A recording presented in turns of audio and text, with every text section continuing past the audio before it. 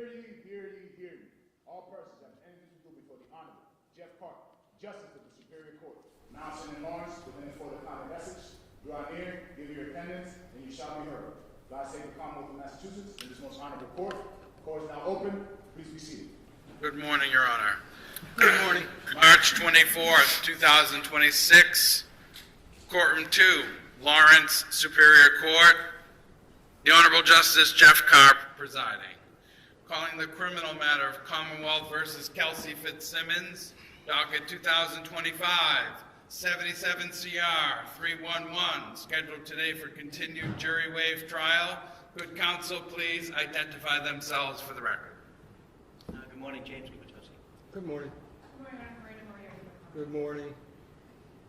Morning, Your Honor, Martha Cooley, representing the defendant, Kelsey Fitzsimmons. Good morning. Good morning, Ms. Timothy Fitzsimmons. Bradle, Kelsey Fitzsimmons to my right, and thank you again, my paralegal, Courtney Healy, to my left. Good morning. Okay, you folks can have a seat.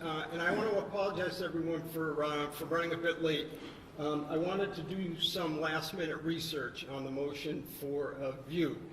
And wanted to talk to you folks about it. So paper 88 is the defendant's motion for a view.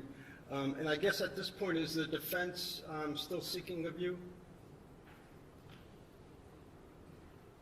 Judge, we haven't had any progress on the other end of it.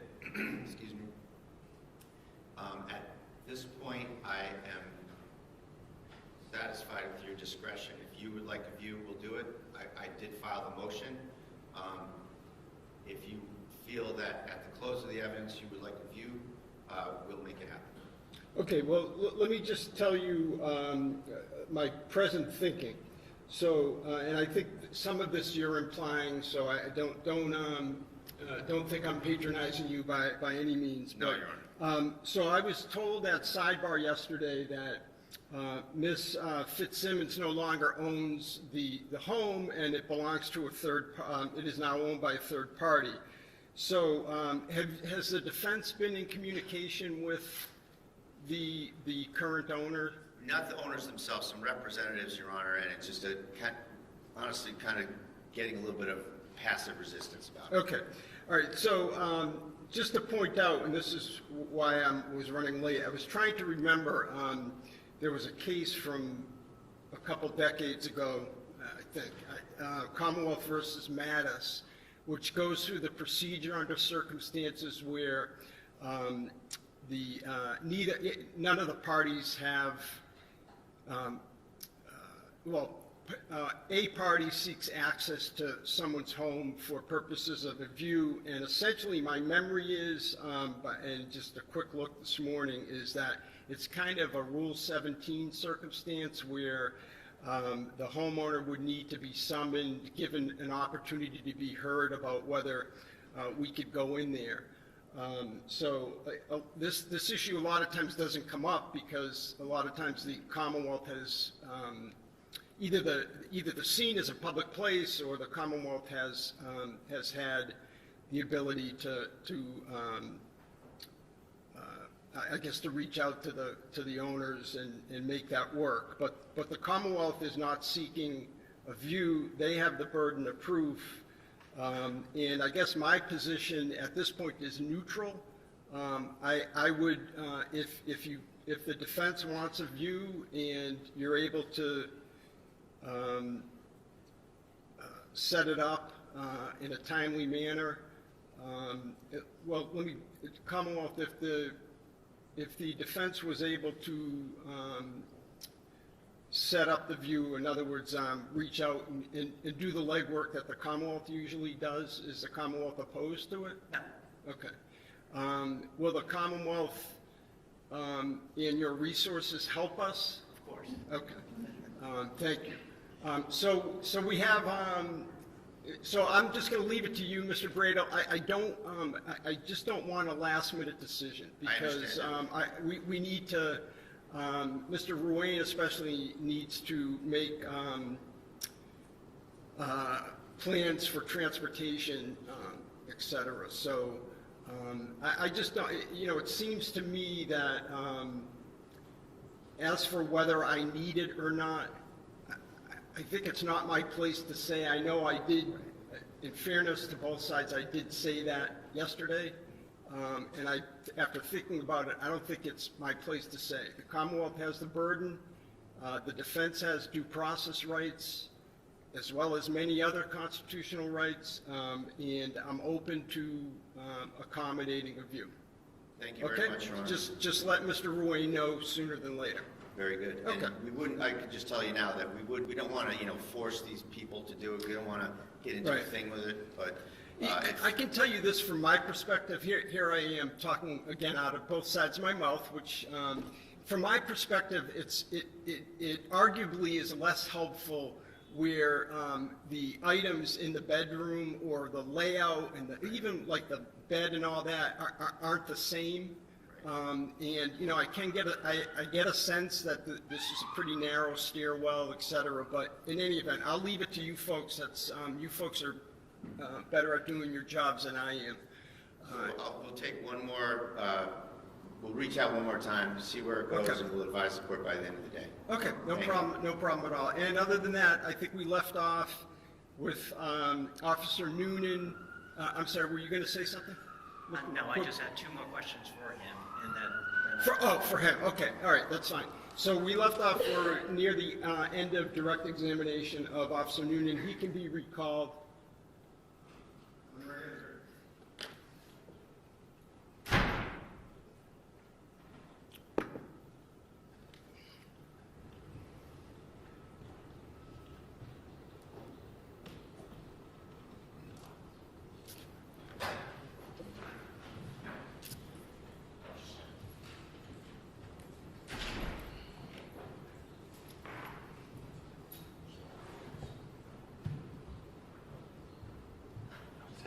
Just remind them that Yes, sir, please. you can take the stand, sir. Good morning, Just sir. reminding you that you're still under oath from yesterday. Yes, sir. Thank you. Good morning, sir. Good morning. All set, Mr. Gubitosi? thank you. Sir, I just had a couple more questions for you. The firearm that you used on the 30th, what happened to it after you left the residence? So I secured the scene, and then once more officers showed up, they relieved me, and the chief had me walk with him to his car, and he took my firearm and he gave me his. You talked about Kelsey Fitzsimmons. Do you see her in the courtroom today? I do. Can you point to her and describe an article of clothing that she's wearing? She's wearing a sweater. May the record reflect she has identified the defendant. Yes, it may. Thank you. I have nothing else. Okay. Cross-examination?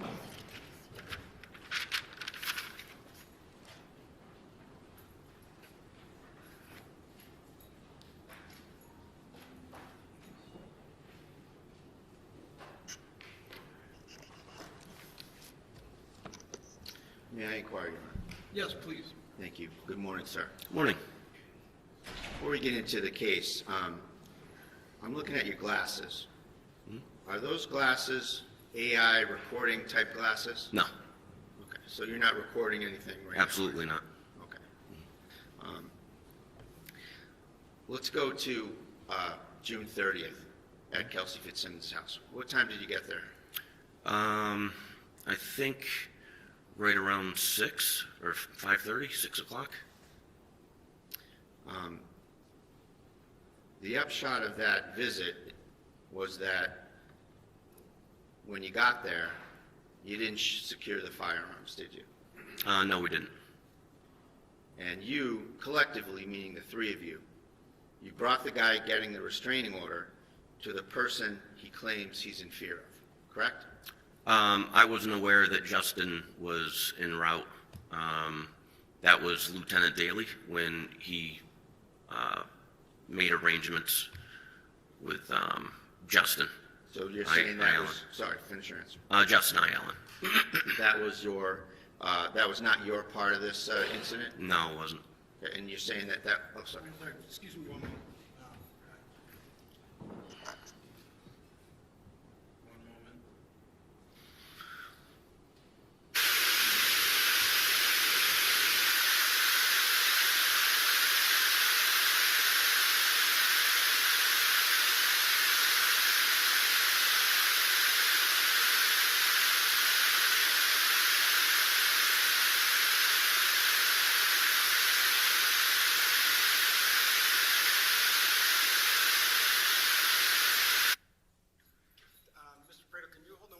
Sure. I want the jury box to be empty, so I just want to have the gentleman move. Thank you. Sorry about that, sir. We'll make room for you.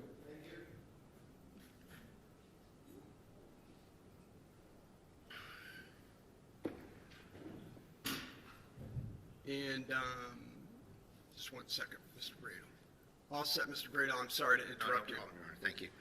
So, when did you become aware that Justin Elaine was coming to the house?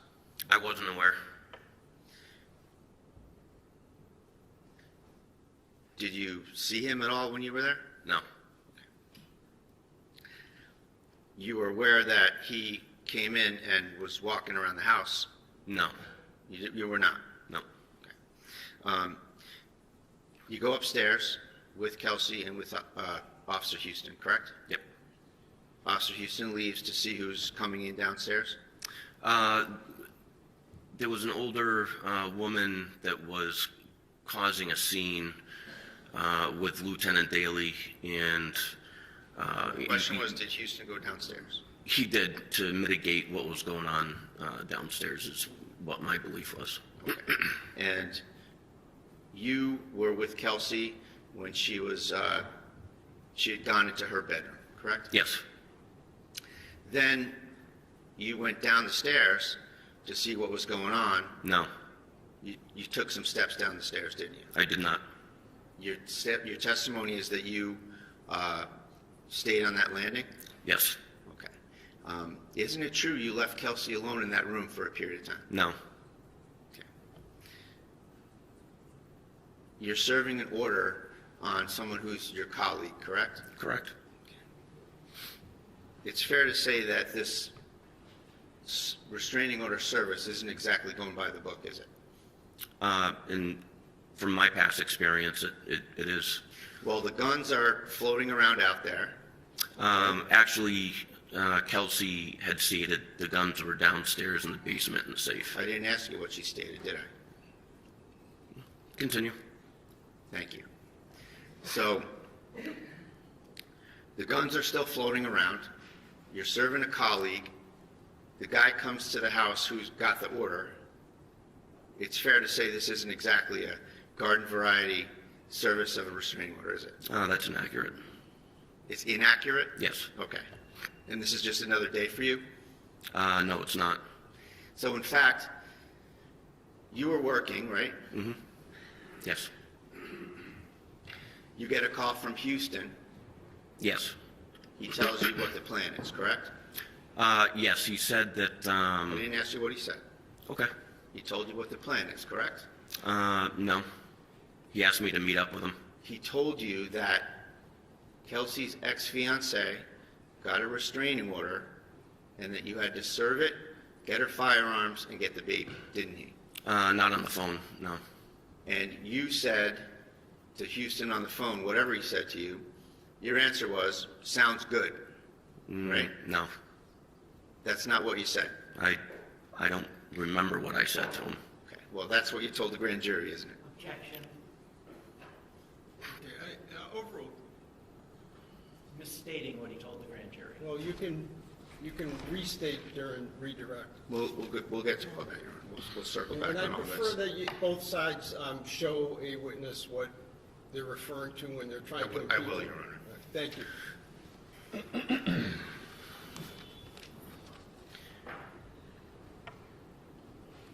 I want to ask you some questions about your relationship with Kelsey. Sure. You said that you didn't know her well, That's correct. and you said that she was on maternity leave most of the time. Is that right? Yeah, that's correct. And you also said that you got along well with her, right? For the time, I think we went to one or two calls together. Other than that, I worked a completely different shift, so So is we it got yes or along no? when we went to calls, yes. Did you get along well with her or not? Yeah. And did you think well of her? I really didn't have an opinion. I didn't have a chance to really get to know her. Well, do you know Maureen Teresi, your neighbor? Maureen Teresi. You gave her your opinion of Kelsey, didn't you? I don't remember. You called her a whack job, didn't you? I don't recall. I'm sorry, Mr. Bradle, I missed the question. Can you state Sure. that again? So I asked him if he knew Miss Maureen Teresi, his neighbor, Okay. and I said that he gave his opinion of Kelsey to his neighbor, and that he called her a whack job. And then you can answer again, sir. What was your answer? I don't recall. You don't recall? I don't. Is it possible you called her a whack job to your neighbor? It's possible. So that's what you really think about Kelsey, isn't it, that she's a whack job? After she tried to kill me. And at the time, you went in there loaded for bear, didn't you? No. Well, let's see. You told the state police that the job was to section her, didn't you? It was spoken about that if she reacts badly during the restraining order, she may have to get sectioned. Well, that's what you said, that you had pre-planned that you were going to section her. It wasn't The job was to pre-planned. section her, isn't that what you said? No, that's inaccurate. So- Hold on one second. Let me just go through some ground rules. You need to wait until the question's complete, because we can't have two folks talking over one another. Yes, sir. All right, thanks very much. Go ahead, Mr. Bradle. And also, you raised quite a lot of concerns about where Kelsey parked her car, correct? Yes. And you suggested at one point that you could box her in and take her into custody with respect to the car, right? Yes. So you were thinking that she was going to need to be sectioned, that she was a whack job, and that she needed to be boxed in and placed into custody, right? Objection. I'm asking about a state of mind, Your Honor. He has testified that he thought she was a whack job before he went there. Overruled. Those are all things that were in your mindset, weren't they? No. Well, you said them, right? No, that's inaccurate. Sectioning her, It was brought up by my lieutenant that she may have to be sectioned and you told the state police that part of the job was to section her. if she were to be sectioned. You didn't say that part to the state police, did you? I don't recall. Okay, well, we'll go over all this, don't worry. Okay. And so, with respect to the car, you testified in such a manner that you're suggesting that there was some suspicion attached to that, right? Can you rephrase? Yeah, you're suspicious of the fact that she parked the car 150 yards away, you said. Yes. So, your mindset is that she's evading something or she's up to something? Well, my training and experience, the distance of where she parked her car from her house and having a baby, and also her behavior in the past where her car was always parked in the driveway, So you didn't know her very well. I knew where she lived, and I patrol the town, so I have to drive by her house. So she parks in the school next to her house. Yes. What are you thinking she's going to do? I don't know. I don't know what her mindset was. So you're speculating about any suspicion that's attached to that parking job, right? I was just suspicious about that. So she's in the house. You Yes. know she's in the house. No, I don't. You go to the house. You knock on the door. Daly knocks on the door. She comes out like a regular mom, Yes. holding the baby, wearing sweats, hair's probably in a ponytail, opens the door, Yes. right? So at that point, do you let go of your suspicions about where she parked the car? I was still curious as to why she parked her car over 150 yards away. Well, you're looking at it through your own lens as an investigator. Isn't it possible that there's 100 other possibilities in her life that maybe she parked there for some other reason? Could be. I don't know. Again, I don't know what her mindset was. So you go in there, and you are the only officer who has tactical gloves on when you go in there, correct?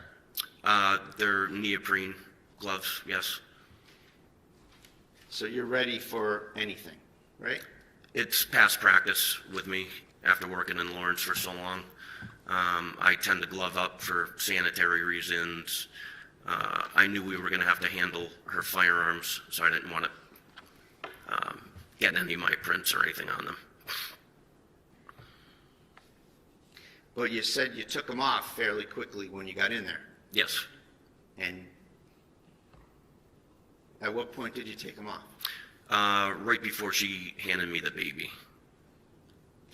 So you hadn't yet touched the firearms, and you took them off. So that plan about not getting your prints on the firearms didn't pan out, did it?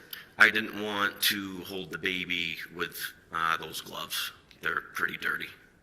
And while we're talking about holding the baby, it's fair to say that Kelsey Fitzsimmons, with 3 cops standing there, had her baby, and she's the one that chose to give it to you.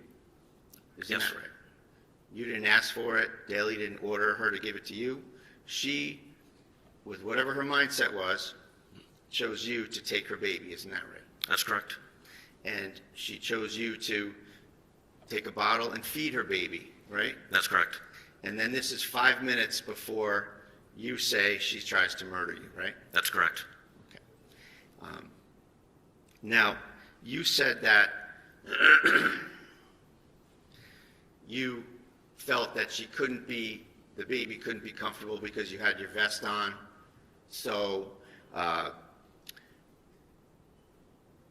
it wasn't comfortable, and you wanted to give the baby off to someone else, right? That's correct. A fair statement? Yes. Okay. Well, that's not what you said prior, is it? Well, I like to have my hands free as well. I don't like my hands tied up. That's what you said the last time, right? That when you spoke with the state police, that you didn't like having anything in your hands, and it was really a tactical reason why you gave the baby up, right? No, it wasn't tactical. I just didn't want to be holding the baby. Isn't it tactical that you want to have your hands free to deal with anything you have to deal with at this? I want to have my hands free on every call. What's that I wrong go with the to. word tactical? Why isn't that tactical? Can you rephrase that? What's wrong with the word tactical? There's nothing wrong with that. So why doesn't it apply? Because I said it? I'm sure it could apply. I'll strike that, Your Honor. Why doesn't it apply? I'm sure it could apply. Sure. So for tactical reasons, you gave up the baby. But that's not what you said here at this trial, is it? I don't recall what you. Can you rephrase that? Well, here at the trial, you said that the baby couldn't have been comfortable and you wanted to give the baby off, right? Yeah, that's correct. And you didn't say anything about wanting to keep your hands free for tactical reasons, right? It wasn't asked. You were asked what happened repeatedly, and you had every opportunity to talk about it, didn't you? Sure. And you left it out. Not on purpose. We'll see. Mr. Brado, comment like that isn't helpful, please. Sorry, Your Honor, motion to strike. You're moving to strike your own comment? I am. It's allowed. And that's very forthright of you.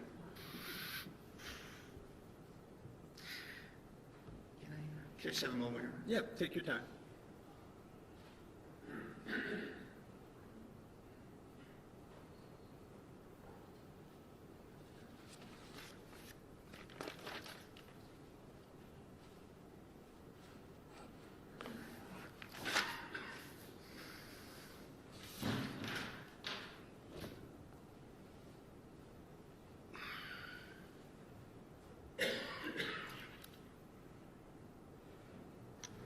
I want to ask you something about your grand jury testimony that we alluded to.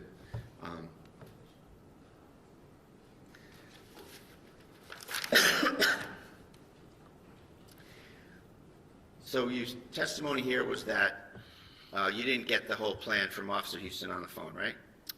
Yeah, that's correct. And my suggestion that your answer about the thing in sort of a matter-of-fact way was, okay, sounds good. And you disagree that you said that, right? I don't disagree. I just don't recall. You don't recall? Yeah, what I said. So isn't it true that you were asked, page 36, who did you get a call from? Officer Houston. And what was that call about? Was the next question. And your answer was, he had asked me if Lieutenant Daly reached out to me. I said no. Officer Houston said, hey, can you meet me at the CCC, which is a little grade school behind the Atkinson School. He said, we have to serve papers to Officer Kelsey. I said, okay, sounds good.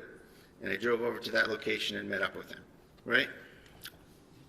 And you knew those papers were a restraining order for Kelsey to give up the baby, give up her guns, lose her job, brought by her fiance, right?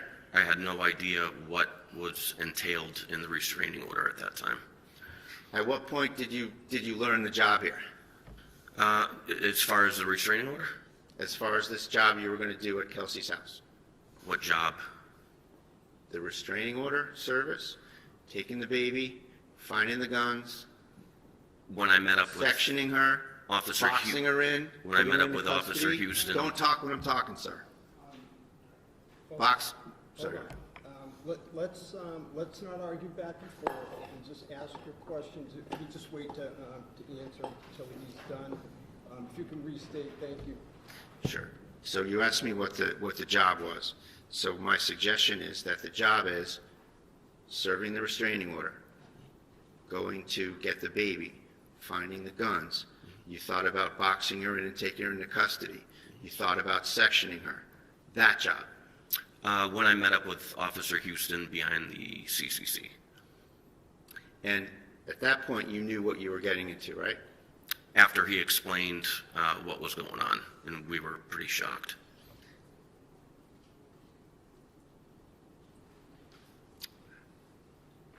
In all of the statements you've made prior to being here yesterday and today, you've never said that you were pretty shocked about anything, have you? I don't recall. You weren't shocked. You were treating this like a video game, weren't you? No. Well, your first answer is, sounds good, like it's any other day, right? As to meeting up with him behind the CCC. Yep, sounds good. I'll see you there. Sounds good to meet up, okay.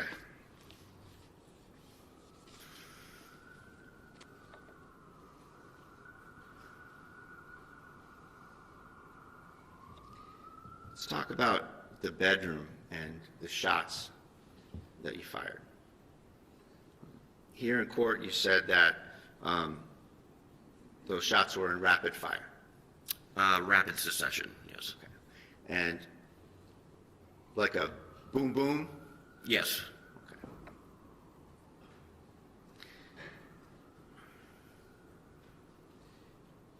Now, that's not what you said to the state police, though, is it?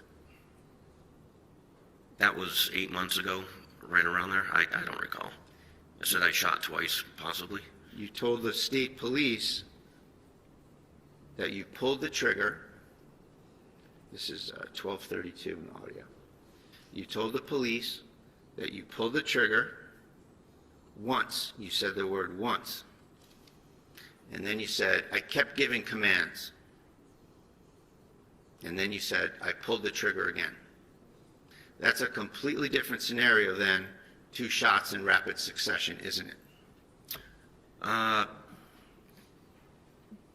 As far as the time frame, I was trying to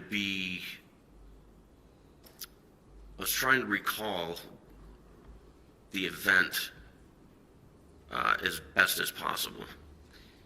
But, rapid succession, you pull the trigger, pull it again. Yes, I pulled it twice.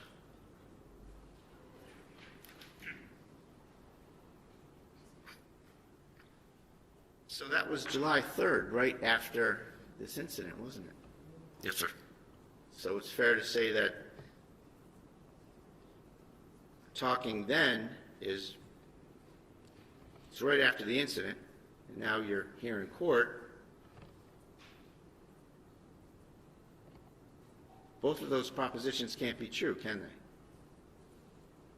I'm sorry, what?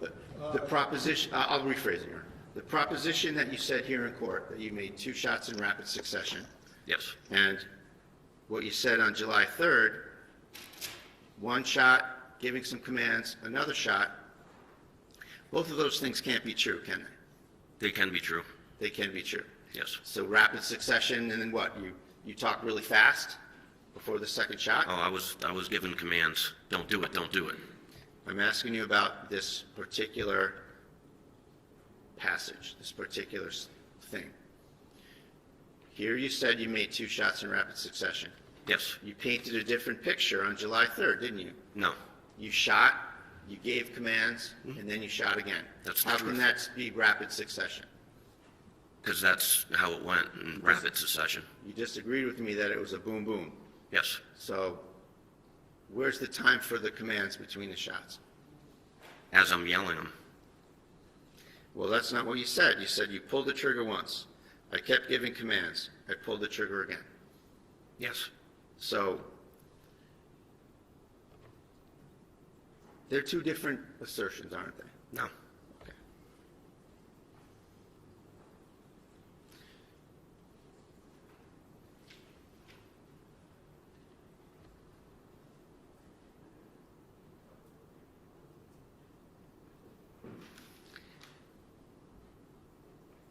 You gave a statement on July 3rd to the state police, right? A recorded statement? Yes. You testified yesterday and today. What was your preparation like for this case? To come in here and testify? I met up with Mr. Gubitosi, Attorney Gubitosi, How many times? I believe twice. And when when were those meetings? One was recently, I think last Thursday, and the one before, I can't remember. And when did you start prepping your testimony? On this past Thursday. Well, you probably started prepping your testimony about 5 minutes after the shooting, didn't you? No. When was the first time you were questioned about what happened? I think July 3rd. So everyone left you alone until July 3rd? Yes.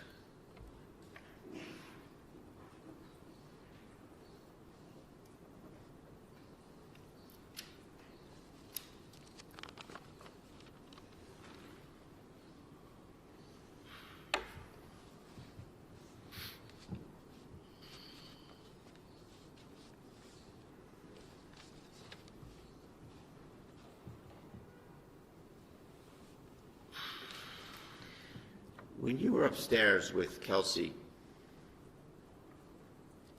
she kept giving you things and asking you to take them downstairs, didn't she? That's correct. And she did that with Houston as well, right? Yes. So it's fair to say that she was trying to get you away from her, right? I don't know what her mindset was. I wasn't going to leave her alone. Sure, let me ask you a better question. The effect of that would have been, if you took things downstairs, that you would have left her. Yes, that's correct. Okay.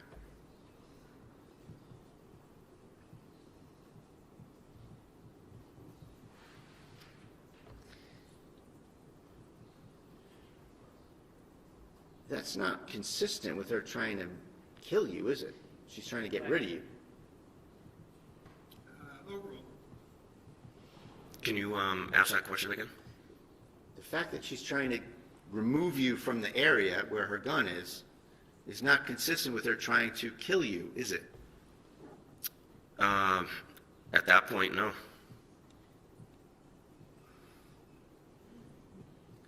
So let's get into the incident here, what you say happened. You say that Kelsey went into her bedroom after being in the baby's room, correct? Yes. She, you don't go in the room, right? No, I stayed at the very top of the stairs, right before the door frame. So it's fair to say you're on the landing, the top of the stairs, looking into the room. That's correct.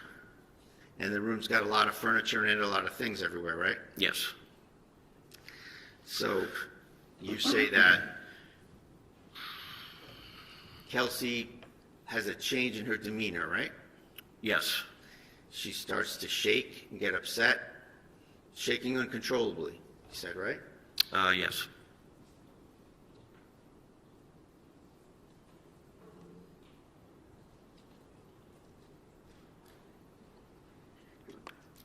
Then she lunges. Yes. She's on her knees. She was, I believe, on her right knee. You said that she pushed off her left leg and lunged, right? Yes. And at the time, you were 3 feet away from her, Yes. maybe less. Maybe. So can we agree that's arm's length? She was a little further away than arm's length, I would say. So arm's length if you reach over, maybe. How about that? Yes. And your testimony is that she lunges over and obtains a gun, Yes. right? And she assumes a certain stance. Can you elaborate? Well, you were there. What stance did she assume? She pointed a gun at my face and pulled the trigger. And yesterday, when you were being questioned, you assumed a two-handed stance to show that, didn't you? That's correct. And what do you call that kind of a stance? I don't know. Like a modified Weaver stance? Yes. So she assumes a modified Weaver stance. Can you stand up and a modified Weaver stance? That's just what it's called. Okay.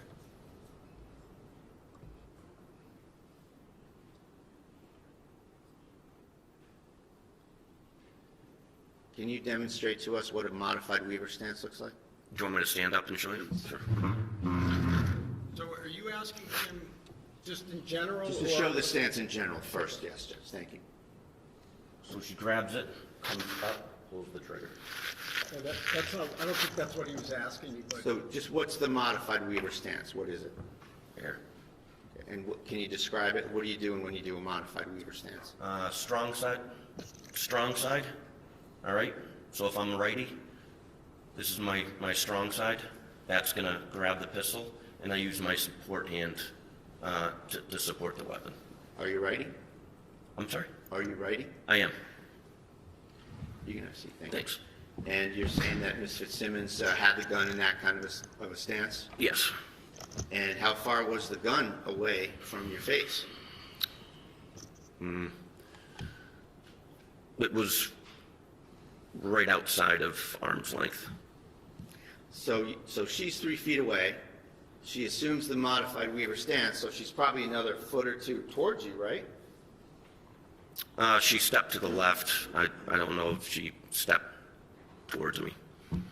Well, your testimony was that she immediately lifted the gun to you and Yes. pulled the trigger and tried to shoot you right in the face. Yes.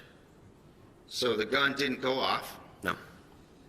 and there she is with the gun there. The guns didn't go off, and you're within feet of her and the gun that didn't go off, right? That's correct. And you didn't just grab her, did you? No, I was in complete shock. And then she started backpedaling immediately and trying to tap and rack that weapon. Right. So your testimony is that Kelsey goes from a wounded bird shaking uncontrollably to a female movie action hero, doesn't she? Those aren't my words. That's your description of what happened, isn't it? I didn't describe that either in So those words. she gets the gun. She tries to murder you in the face. Yes. 5 minutes after she has you feed her baby. Yes. She pulls the trigger, nothing happens. Yes. It went click. She stands up, right? She was already standing. So as she's standing, she shoots you. She tries to shoot you in the face. Yes. And then she started to backpedal. So first she backpedals, then she sidesteps, she tap racks again, right? Yes. So in all this time, this is like the longest tap rack in history, isn't it? It's 4 seconds. So she gets up, she sidestep first or backpedal first? Backpedals. So she backpedals first. And then How many sidestep. steps? I would say maybe 4 or 5, and then maybe another 3, 4, 5 to her left, which is my right. So she goes into action. She tapping the magazine and then racking the gun while she's moving around? Yes, she's a well-trained police officer Who's a whack job? who tried to kill me. So, let's get the order straight. You said that she backpedals first. Yes, after she pulled the trigger. And nothing happens. Yes, And then she taps the magazine yes. and then racks the slide. I believe her hand slipped off. That's when she went in, and I was giving her commands, don't do it. And she re-racked and started to bring her right arm up. And then she does it again, right? Yes, And you actually have no idea whether she successfully racked it the first time or successfully racked it the second time, correct? that's correct. You don't know what happened. No, I don't. And so it takes a few seconds to take 4 or 5 or whatever steps back towards the air conditioner, right? From beginning to end, once she pulled the gun on me and pulled the trigger, and by the time I shot her, it was right around 4 seconds total, if not 3.5. It was very fast. So she goes from shaking uncontrollably, sad about her situation, crying, to being pretty nimble. She wasn't crying. She walks, she backpedals, you said, right? That's correct. Then she sidesteps Yes, to the air conditioner. And you had a look of panic on your face at that time, didn't you? no, You were flustered, weren't you? no. Well, you were in shock 5 minutes later, weren't you? After the incident and my adrenaline dumped, yeah, I was in shock then. So, at the time, getting back to the incident, Kelsey's by the air conditioner. She's backpedaled, she's sidestepped, she tapped, she racked, she tapped, she racked, and then you shoot her. Yes. And you shot 2 shots. Where are we on the rapid succession? Which one do you want to go with? Rapid succession, or you shot, gave commands, and shot again? Which is it? I was given commands and shooting at the same time. Okay. Well, your prior testimony was that you shot, you pulled the trigger, gave commands, and you pulled the trigger again. Yes. So was it that, or was it boom, boom, rapid succession? It all happened in 4 seconds or less. So you're a very well-trained SWAT officer, yes? Yes. You're a firearms instructor. No. You're a patrol instructor, where you instruct What's other a patrol? officers on the job, right? Field training officer. Field training officer. Yes. Thank you. Mhm. And you've been doing this for 25 years, No. 20 years. Right around there, yes. Okay, so you've been doing this for 20 years. And one of your thought processes was that you wanted to give your training and experience back to the North Andover PD where you started, right? Yes, and come back where I started. And here, your first shot, you missed her from about 7 feet away. I did. It was longer than 7 feet. It was at that point about 15 feet, 15 feet. I would say. Do you have any measurements on this? No, but if you remove the bed and you were to walk diagonal from where I shot, it was probably around 15. So the first shot you missed her and you hit the air conditioner. Is that right? Or do you I know? didn't know where it went. Okay.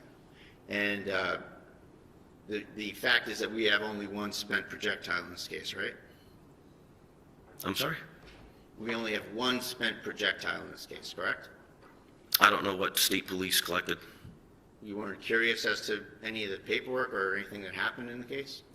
I believe they told me that there was one on the bed and one on the floor, I think.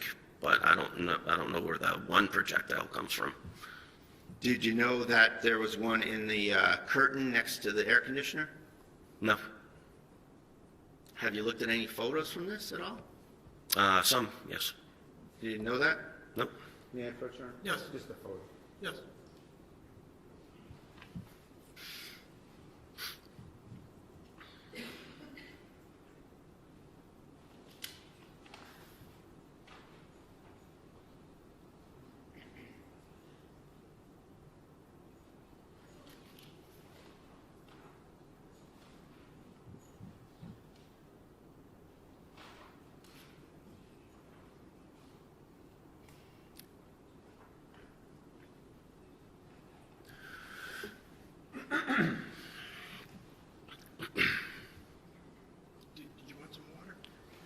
have some.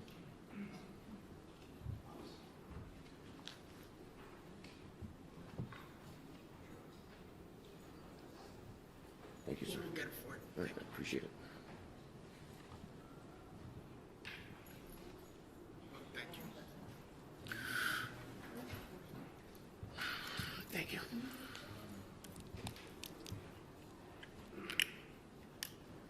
I'm going to show you for the record, Exhibit 49, sir.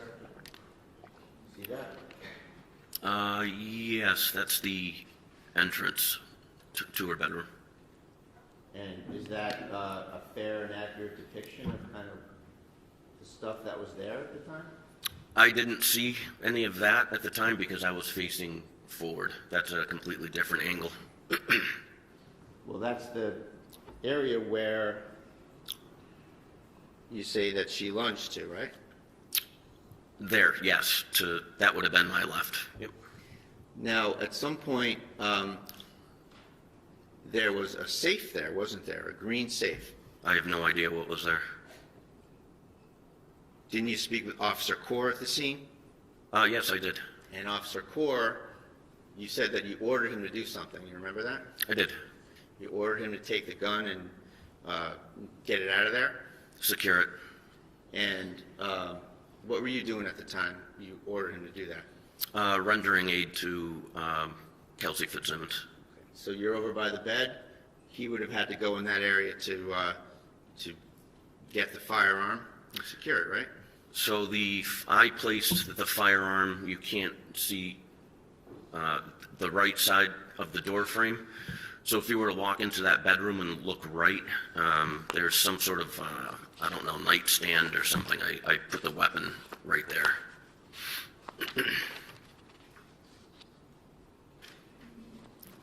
I'll show you Exhibit 75. Is this the... Oh, it's the white. Yes, that's it. Is that where you put the firearm? On top of that. Now, let's I'm just sorry, go... that's exhibit what? 75, Your Honor. Thank you. So, let's talk about who touched the firearm. So Daly picks up the firearm, right? Yes. And the firearm was under Kelsey's leg, correct? I don't know where it was. I was covering down. I know he flipped her over and found the weapon. I don't recall where it was. Okay. You heard, strike that. So, your testimony is that Kelsey's racking the gun, sidestepping, backpedaling, tap rack, and at some point she points the gun at you, right? Her arm started to come up towards me. Okay. So it's fair to say that she's back again, like we said earlier. She's starting to do this, right? No Weaver stance. Okay, so one hand. It was. Is that the FBI crouch? What do you call that? Is that A one-handed. okay? It's not called the FBI crouch? I've never heard that term. Okay. So she starts to point the gun at you. So we agree then that the gun is out in front of her, right? It was in the upward position. It was coming up towards me. When I fired my second round, I saw her kind of buckle, and she lowered her weapon, and I stopped shooting, and then she went to the ground. You hit her in the chest. She goes flying back and lands on her back, right? She didn't go flying back. She landed on her back, correct? She went down to the ground. I don't know which way she went. I think she crouched over. Well, you knew she was on her back, didn't you? I don't remember. As far as that goes, that's kind of a blur. So the idea that she's got the gun out in front of her, she falls on her back. If the gun's underneath her, is this some sort of a magic gun? I don't know where you're getting at. Doesn't it make sense that if the gun is out here and she receives a force of a 9mm bullet pushing her back this way, how does the gun get all the way behind her and under her leg? I have no idea. It's the way she fell. So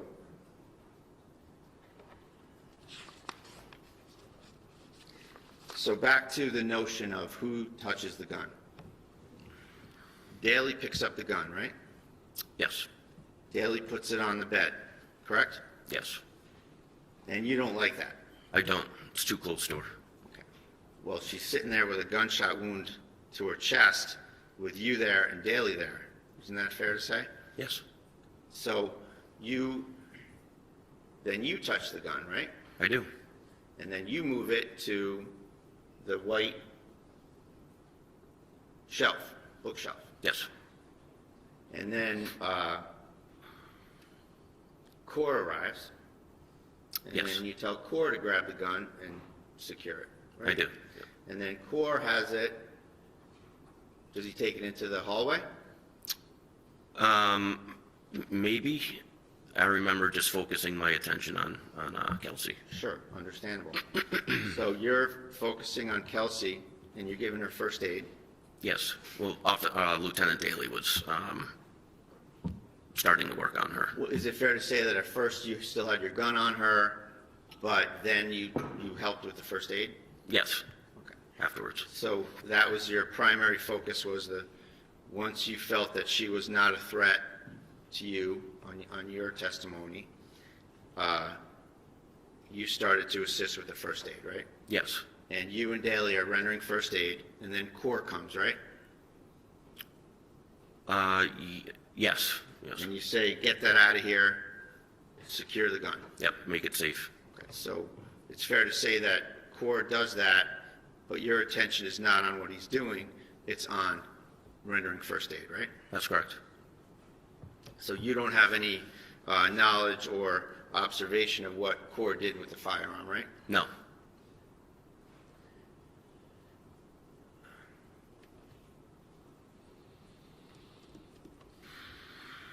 At some point, are you aware that Core takes the green safe and the firearm out into the hallway?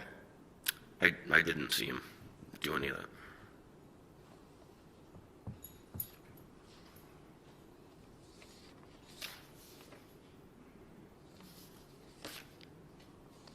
I'll show you Exhibit 51. Do you recognize that? Yes, I do. So Exhibit 51 is the left side of the door frame where you say that Kelsey lunged, right? That's correct. Is that how it looked when she lunged over there? I didn't see that when I was in the hallway. Do you know anything about that shoebox with the orange lining? I have no idea. Do you remember seeing that chest with the brown leather trim on it? I thought it was an end table when I walked out of the room. Do you think that the gun came from any of those areas there? With how quick she grabbed it, I think it came from that box, but I don't know.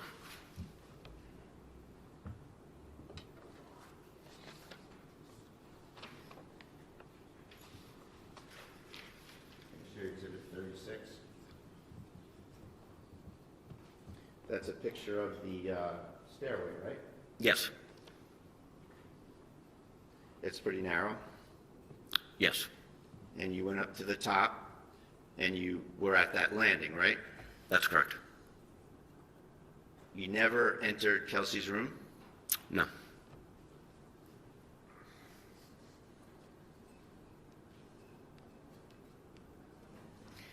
So you said that you were shocked that Kelsey was quickly grabbing a gun and putting it in your face? Yeah, absolutely. And you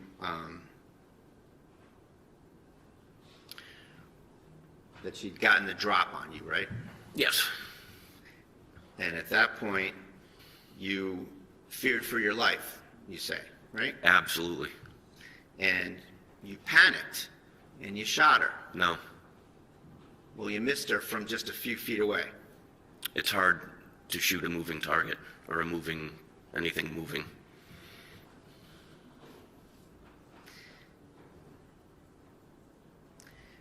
Are you aware of the Post Commission? Yes. And you know that the Post Commission has issued regulations that are in the Code of Massachusetts Regulations. Yes.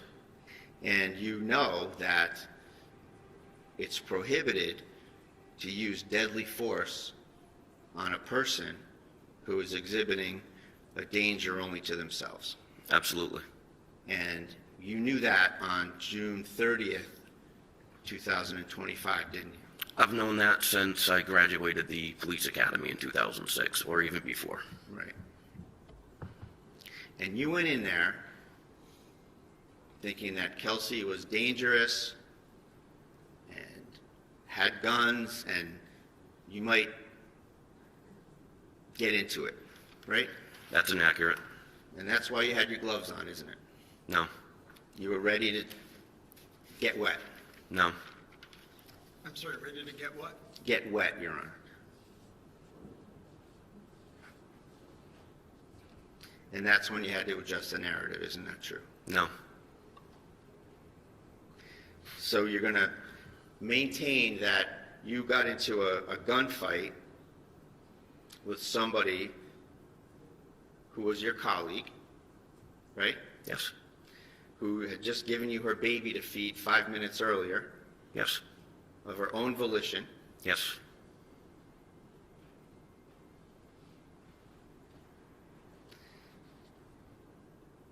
She developed some sort of a homicidal animus towards you for what Justin Elaine just did to her, right? I don't think it was unbeknownst to me. I didn't know Justin was in the house.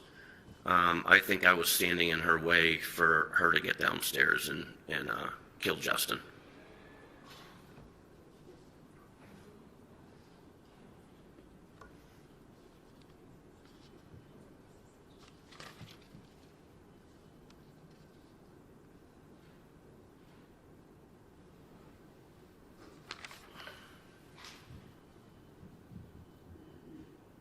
I assume this is in hindsight. Hindsight, yep.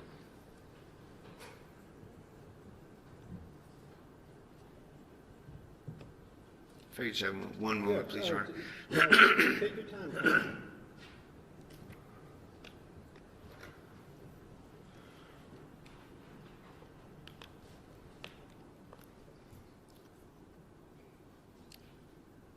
Did you have a taser? I did. Did you think maybe to use the taser when she pulled the trigger and the gun didn't go off? No. You meet deadly force with deadly force. She's 3 feet away from you? Yes. Could have just grabbed her, couldn't you? No.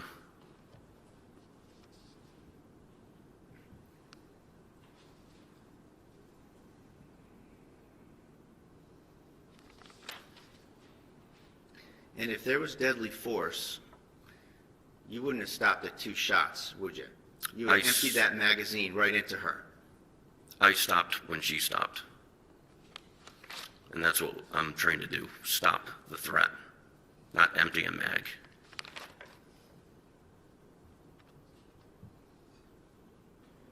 What were some of the things that she asked you to bring downstairs? I think there was a basket of books, and I believe some clothes. I think she put him in a car seat. What did you say to her when she asked you to bring him downstairs? I said, we'll deal with that later, and I put him down.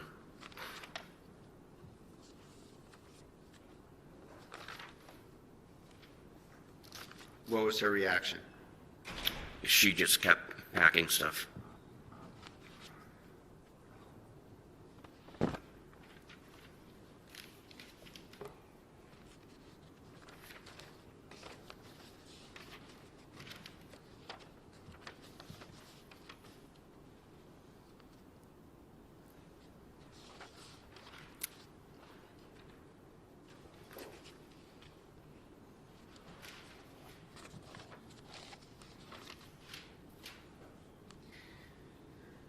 So you said that you were, you started your career in the North Andover Police Department, correct? That's correct. And you left for the Lawrence Police Department in what year? 2011. And then you were on the SWAT team from 2019 to 2024, correct? That's correct. And that you left North Andover to get a faster pace, right? What do you mean by a faster pace? Busier. Are you talking about when I left North Andover to go to Lawrence, or? Yes. A busier atmosphere. More action. More calls for service. More what, I'm sorry? Calls for service. Calls for service. I wanted more experience. And you were there for how long? In Lawrence? Yeah. From 2011 to 2024. 2024, you go back to North Andover, correct? Yes.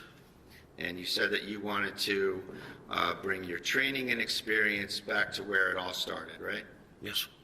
Meaning you wanted to offer officers at North Andover the benefit of your training and experience, correct? Correct. You said that you only have 10 years left, getting older, a slower pace is what's needed, right? Yes. So,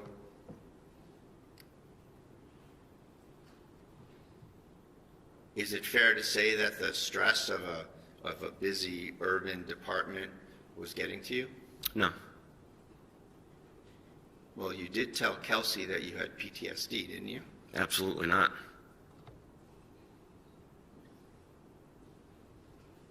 So slower pace, and you just wanted to grace the department with your training and experience, correct? Yes. Is that right? Yes.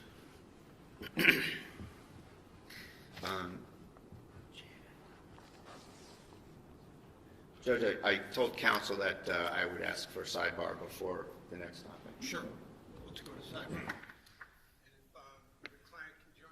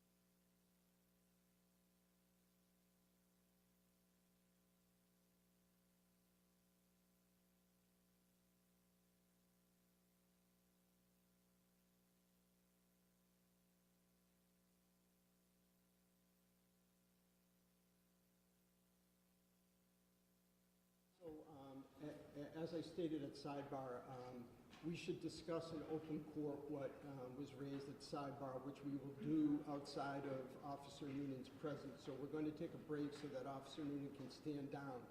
In the meantime, I want to direct this to the folks, the audience members. In case you weren't here yesterday, you should know there should be no recording, audio, video, photographs by anyone at all other than our couple of media representatives that have expressed permission, okay? If you are caught doing so, you will be removed from this courtroom and the courthouse and told not to come back, okay? Do we understand each other? Thank you. We'll take a break. All rise.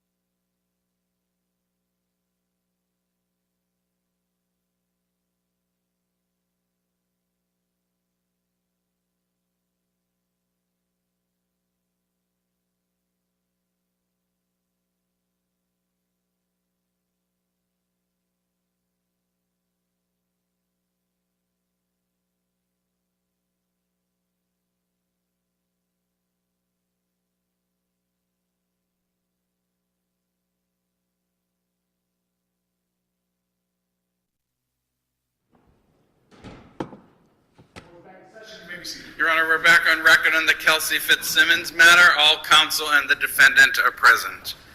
Okay.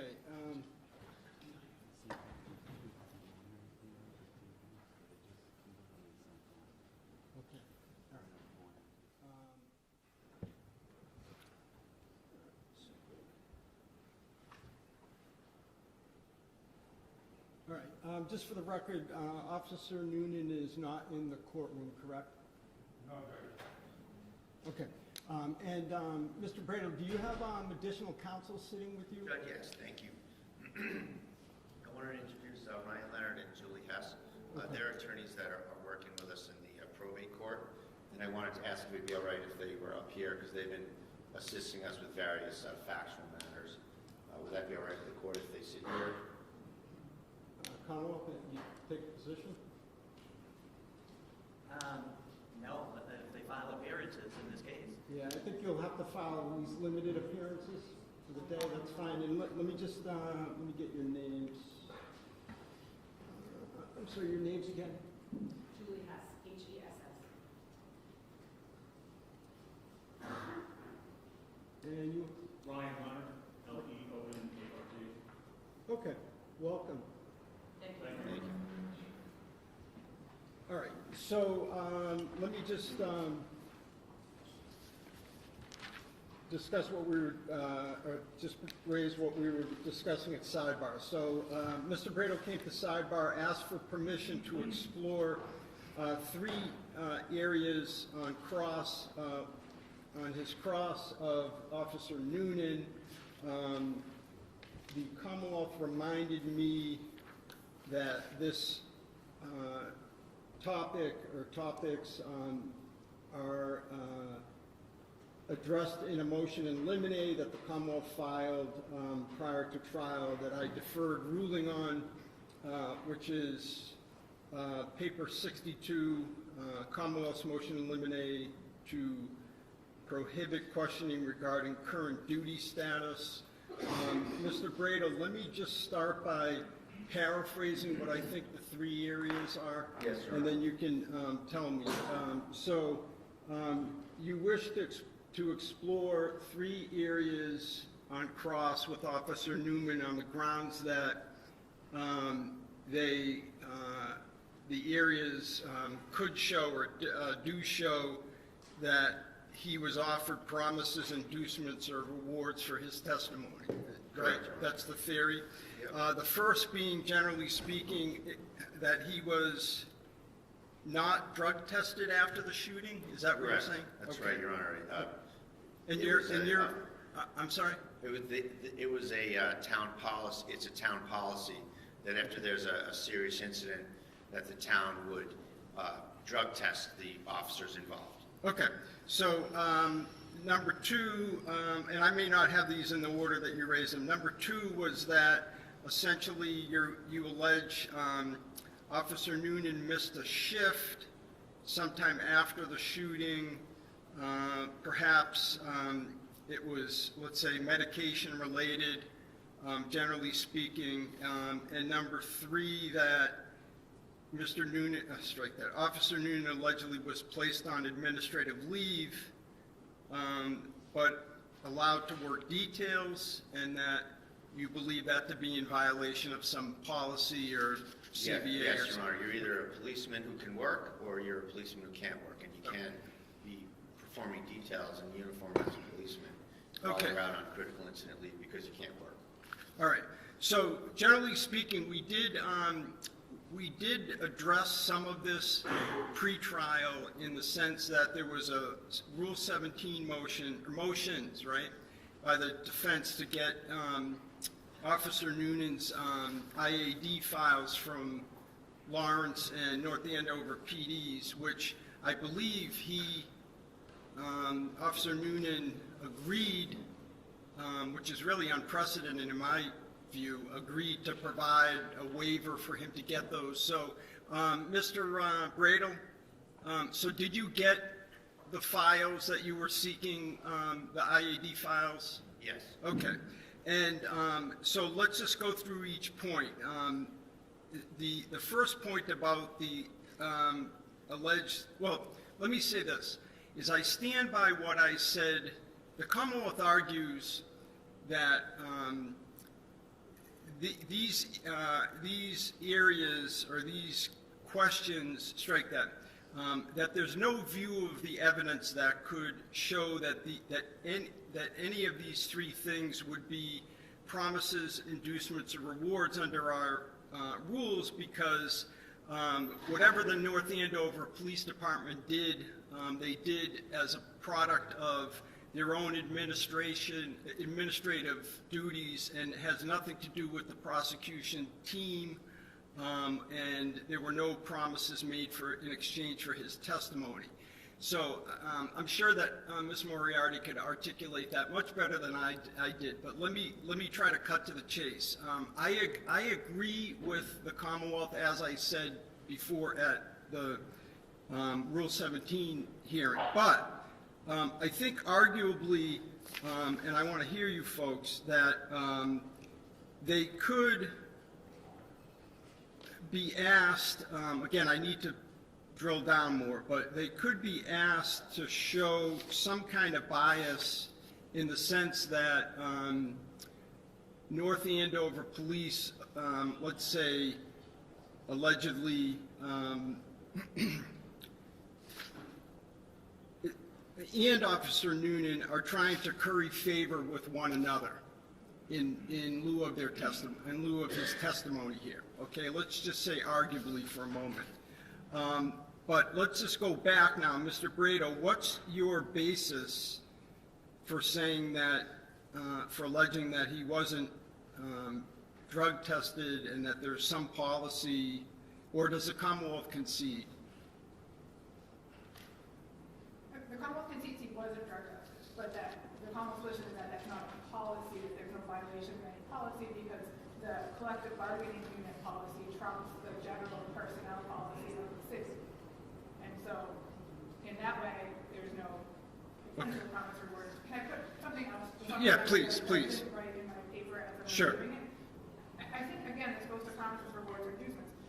Officer Noonan provided grand jury testimony and a recorded interview to the Commonwealth days and then in August. And all of these incidents happened well subsequent to that. I understand. And there's no claim that Officer Noonan has substantially changed his testimony from what he stated in grand jury or what he told the police on July 3rd. So again, there's no plausible showing or consideration in exchange for his testimony that has been remarkably consistent since July 3rd. Okay. What do you say to Is that? remarkably consistent? Yes. Okay. So I don't think that's really the issue right here. No, it is, because the Commonwealth raises a good point. So even on Take a even crack on at the even other on, side of it. No, even on my theory, and just give me a moment. Sure. Even on my theory that arguably, let's say that each side, again, not the Essex DA's office or the prosecution team under Rule 14, but let's say the police department and Officer Noonan are trying to curry favor with one another. Ms. Moriarty does make a valid point that there still needs to be some showing that he's changed his story. Sure. I know that's a familiar topic that we all use in this area. Oh, they didn't change their testimony. That's not this, and here's why. This is a reward. It's after the fact.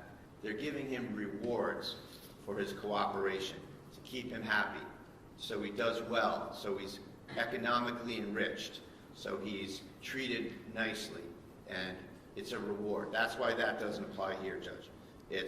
He is being rewarded for his continued cooperation. It's not the typical one that we often deal with. No, but let me just push back on that. So he's cooperative, but does his testimony? But he gave I think this is what I heard, is he gave a recorded statement to the state police a few days after the shooting, right? So he's being rewarded for cooperation, what, for doing his legal duty, that is, show up when he's summoned to testify in open court? I think the fact that there's a legal duty attached to someone testifying doesn't eliminate the fact that you can be rewarded for what you're doing. You can get special treatment outside the rules. And I think that goes to the heart of cross-examination where if someone has a rule made up just for them, that they can be a cop on a detail, but they don't have to be on the schedule because they're out on leave because they can't perform their job, that's a remarkable, unprecedented, in my research and investigation, an unprecedented accommodation. Well, is it unprecedented, or is it a legally binding part of the CBA? No, it's in violation of that. Okay, so I don't, go ahead, Ms. Moriarty. Judge, and I'm frankly less concerned about this issue where you're the fact finder. I think it's the right thing to do is to keep this as we would treat any other witness, where it doesn't matter what employment decisions North Andover Police and Officer Noonan have, that's the employment decisions, just like IA files, are not part of the prosecution team, are not part of the 14. North Andover couldn't promise Officer Noonan something without the approval of the district attorney's office. So I think that, again, that interplay, if there is any interplay there, has nothing to do with Officer Noonan's testimony here today. Okay, but Mr. Bradle says that this absence of drug testing was in contravention of the CBA? I don't think he hasn't brought forward the CBA. He has no good faith basis to ask these questions. Okay. All right, so Mr. Bradle, let's move on to the second point. Your second point is that Officer Noonan allegedly missed a shift related to some medication. Let's leave.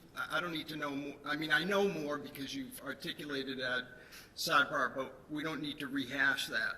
Okay. And you're saying, I think somewhere in your paperwork, that as a result of that missing the shift, I think you referred to it as AWOL, he received a written reprimand as opposed to some more significant action, adverse action. Correct? Is that generally what your theory is? Generally, yes, Your Honor, with a little more elaboration, if I could. Please. So, we've had a number of whistleblowers from the department approach us with information. And as a result of that, I will proffer to the court that I have a good faith basis to assert that... hold on a second. To assert generally what... I won't say anything. Your sources... Yeah. What I'm trying to do here is I'm trying to make sure that no witness's reputation is attacked and destroyed for on an illegal issue that I end up denying. All right. So I'm not saying that that's the case here, but let's just say, okay, let's skip you have a good faith basis to ask this. Okay. You say you have a whistleblower, et cetera. So you're saying that this again shows what? That he's receiving favorable treatment? Rewards for his continued cooperation, Your Honor, that's correct.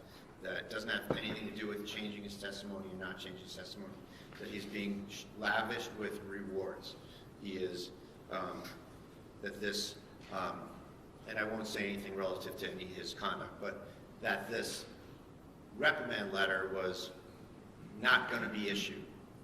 And that at some point it was sort of after the fact thing that it was in fact issued for appearance's sake, and that originally there was going to be no sanction whatsoever and no exploration into and I won't say it, but the reasons why he missed his shift. Okay, so let's say there that the proposed question is, Officer Noonan, isn't it true that on such and such a date, you overslept because of some medication, you missed a shift, you were deemed AWOL, and you only received a written reprimand when policy called for you to be subject to the death penalty. And so that's the question. Right. And he says yes, no, okay. Then what? Let's say he says no, that's not true. Well, we have the letter, Your Honor. At a minimum, Okay. we have that. All right. So, All right, and then the last item is that he was put on administrative leave and allowed to work details in violation of policy. Right. And you're saying that that's an ongoing? That's my information, Judge, is that he was working details and What's the source of your information? another whistleblower, Your Honor. And, you know, they come to me in good faith and, you know, And have you vetted these whistleblowers? Yes. Okay. Listen, frankly,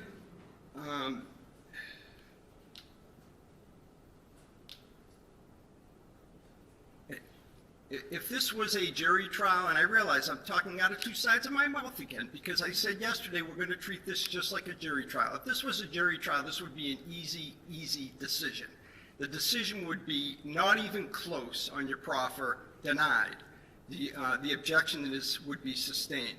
I'm going to allow one question each as to each of these areas. Mr. Brado, you'll accept whatever the testimony is under oath to that answer to that question. I'll just remind you, because I'm reminding you, I'm really saying this for our audience, not you personally, but I'll just remind counsel that questions of witnesses are not evidence. The evidence is their answers. So that's what will be used or could possibly be used in your closing argument. I'm going to allow one question each as to these areas, and you'll have to live with the answer that is provided under oath. Okay? Yes, Your Honor. Okay. And do you need to speak with Officer Noonan about this before he returns to Commonwealth? No, Your Honor. Okay. All right. So he may resume the stand, Officer Noonan.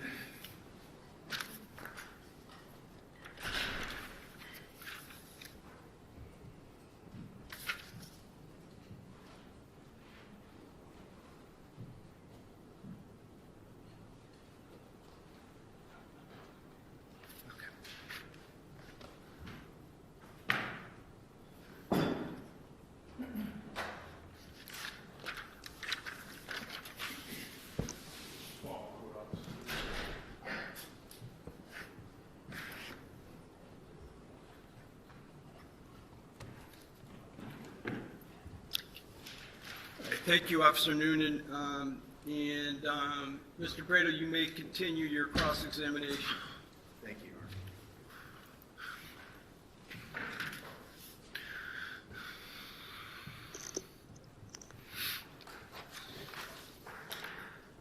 Honor. Sir, I want to ask you some questions about some of the treatment you've gotten by the North Andover Police Department since this incident. Sure. Okay.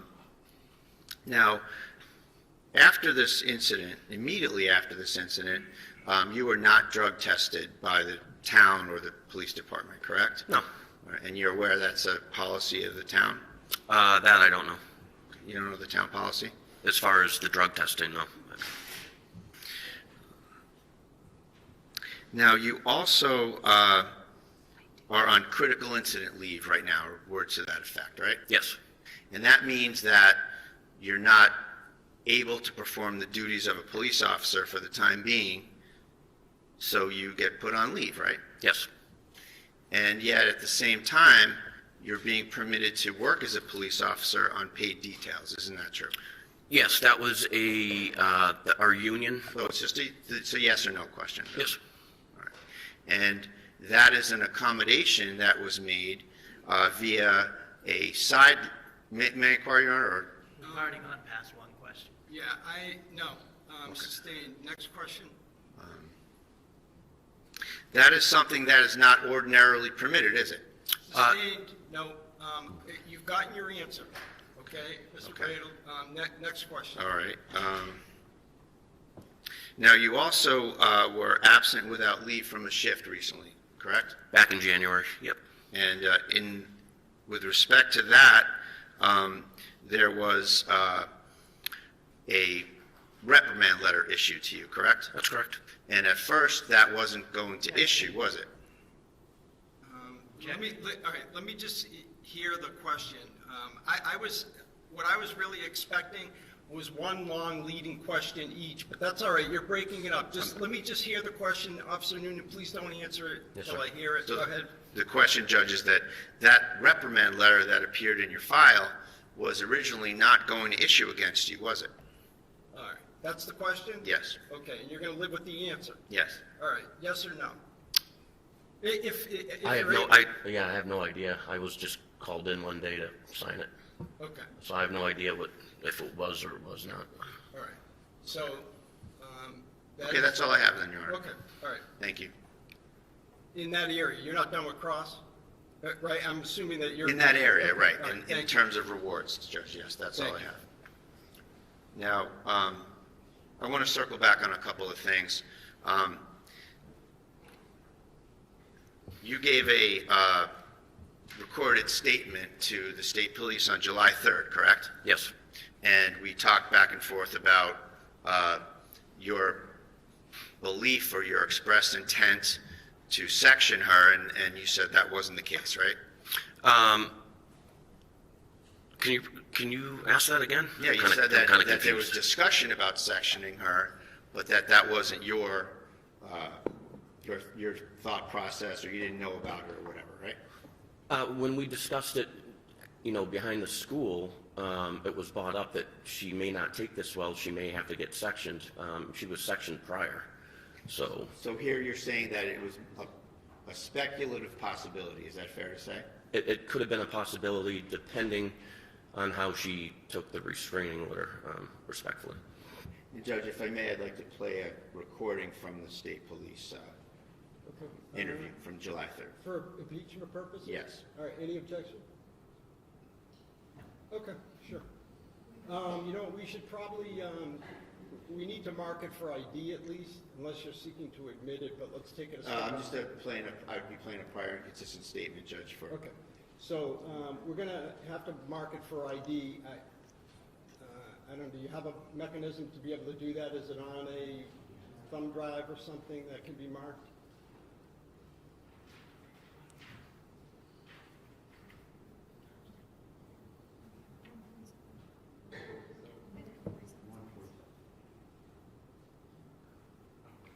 If you're not able to do so today, tomorrow morning, just please bring in the recording that's being played and we'll mark it.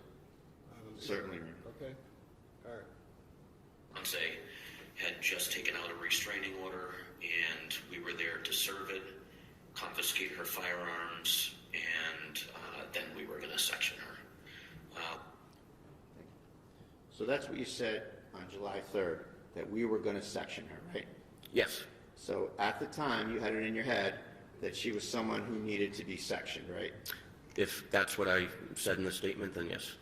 In other words, somebody who was mentally ill and a danger to themselves or others, right? Yes. And that never panned out, right? No, it didn't, Because she was shot in the chest and went to the hospital for 53 days, right? because she tried to kill me.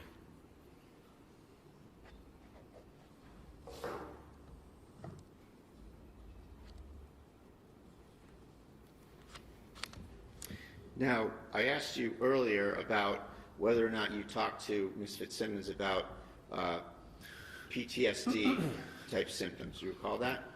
No, I don't. Do you recall me asking Oh, you here asking, today? yes. And isn't it true that you went on a call with her in August of 2024 that was a extremely difficult call involving a murder-suicide where the murder was of a baby? Yes, it was horrific. And you and Kelsey went to that call, right? With other officers, yes. And you had shared some texting after that, right? Yes, I was being a senior officer trying to help out a rookie go through a traumatic event. And your phone number, I don't want to give out the phone number, but it's fair to say that you had, Kelsey had your phone number. Yes, I think we were all in a group text. And it's a 978, I'll just leave it there. That's correct. Okay. And so in that text, you said to Kelsey, relating to your past career, I spiraled down a rabbit hole, a very dark place. This happened years later in my career. We can speak in person about that. I have a guy I've been going to for years, like 10. And when I feel like I'm off, I call him, and all I have to say is, I need a tune-up, and he does me in. Right? I don't recall that, but if that came from my number, then I had that conversation with her. I don't remember that at all. All right. May I approach her? Yeah. And I apologize, I have to do this on my cell phone. This just came up this morning. I can show counsel. Okay.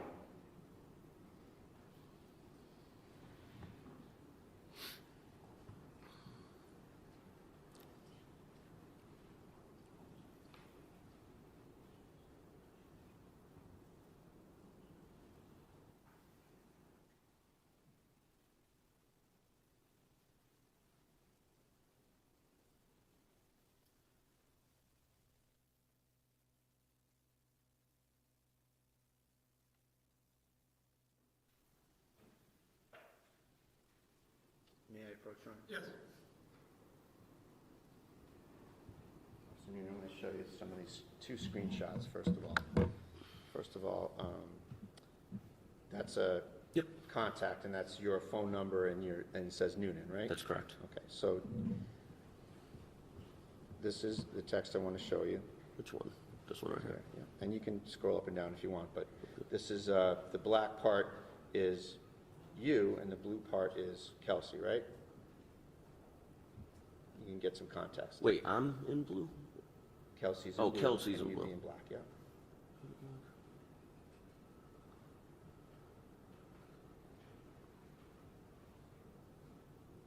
So can I just make an observation? So you asked the witness about this particular text, about essentially that perhaps he had therapy and needed a tune-up, et cetera. Yes. He said his answer was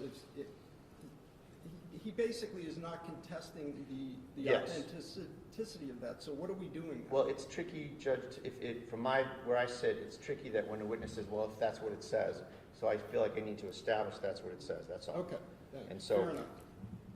and I think I can leave it there.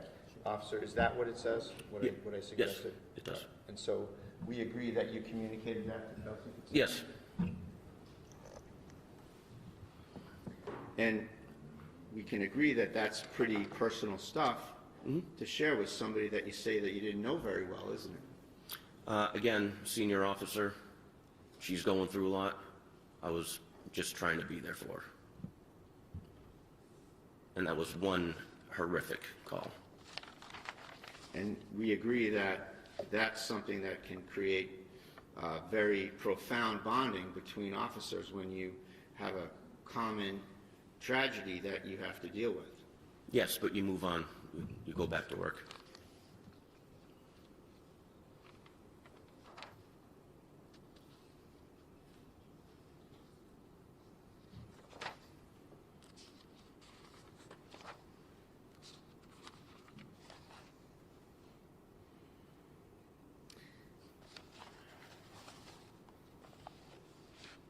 I want to go back to the bedroom where Kelsey's on the floor and you stop holding the gun on her. You assist Lieutenant Daly with first aid. Yes. Okay.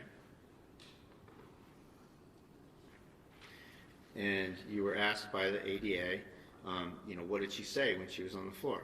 Recall that? I Just don't yes or- remember just that. Yes or no, just the context of being asked that. Maybe. Yeah. Okay. And see if this refreshes your memory. You said that she said, it hurts. She said, it hurts. I, meaning you, said, keep breathing, you have a baby to live for. Yes. Right? And that was your testimony about what she said and what you said, right? Yes. And that was the truth? Yes. And that was the whole truth? Yes.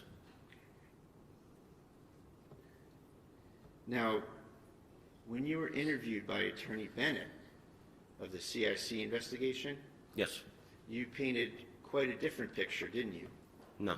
You had something to add that made you look good, didn't you? No. You said to Attorney Bennett,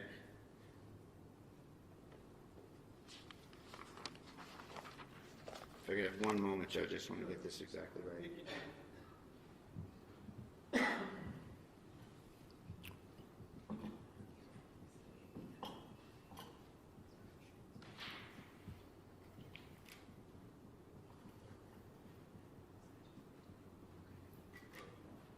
Just need a moment, Your Honor. if I could.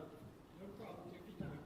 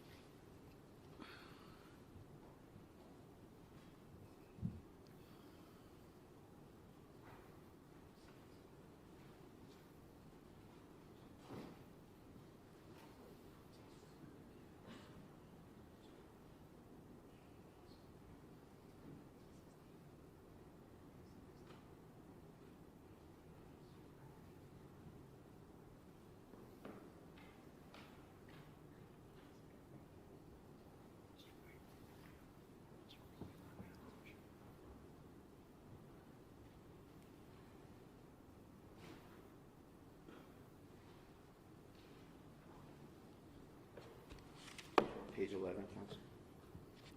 The 80-something page report, 90-page report.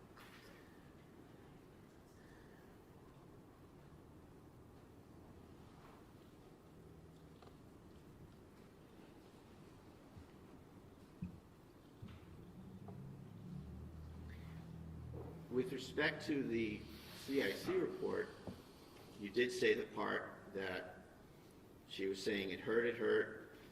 I told her to just keep breathing. Do you recall that? Sure. You have a son. You know you want to be here for your kid.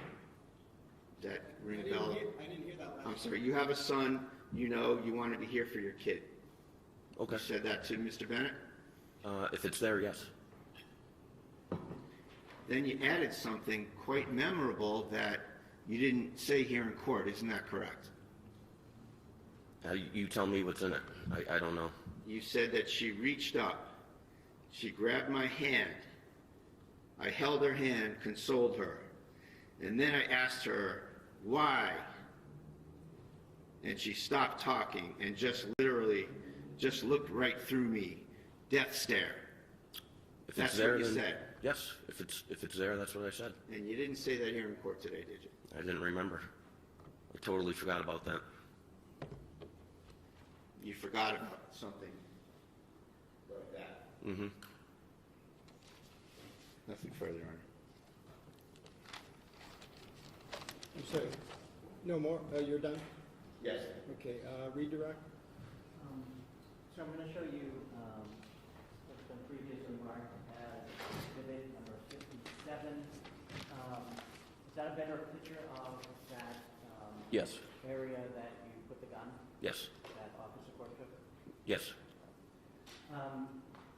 You also stated just during cross-examination that you knew Ms. Fitzsimmons had been sectioned before, correct? That's correct. And did you know that before the call? I did. Okay. And did that factor into how you were assessing the situation in the house? Yes. Did that factor into the team, you, Houston, and Daly, about the fact that you were never going to take your eyes off her? That's correct. Okay. Counsel had asked you about the first time you making a statement about what happened was July 3rd, correct? Yes. Did you tell anybody what happened before that? Before I didn't July? hear that. Oh, sure, I'll say it again. Counsel had asked you whether you had, the first time you made a statement about what happened in the room was July 3rd, correct? Yes. Okay. Did you tell Officer Core what happened? I did. Did you tell Lieutenant Daly what happened? I did. Did you tell Officer Houston what happened? I did. What did you say? I said she tried to shoot me. Thank you. Nothing else. Objection, Judge, that's hearsay, and I have a motion to strike. Okay, it's overruled. Do you have recross? No, Your Honor. I'm not, just to be clear, I'm not, Mr. Braille, I'm not, I did not allow that last statement in for the truth, just for a state of mind, Thank you, Your Honor. all right, and to rehabilitate as well. All right, no further questions for Officer Noonan from either side? I take the silence as a no. Thank you very much. You may step down, and Commonwealth, you can call your next witness. Sorry. Judge, can we approach sidebar before the witness departs? Before the witness departs, Right. oh, you are almost out of here. You didn't move quick. You didn't move fast enough. All right, yeah, we can go to sidebar.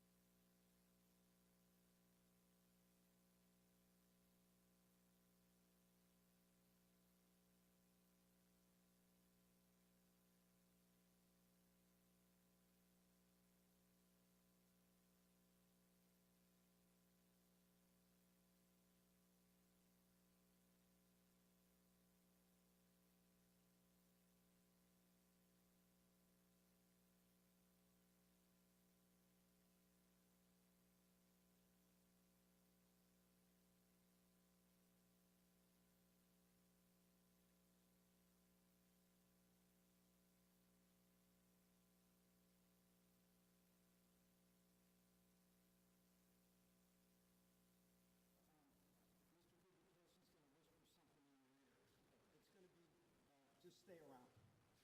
Okay? Thanks. Go ahead. I don't have to say it. Thank you. And Commonwealth, you can call your next witness. Stephen Core.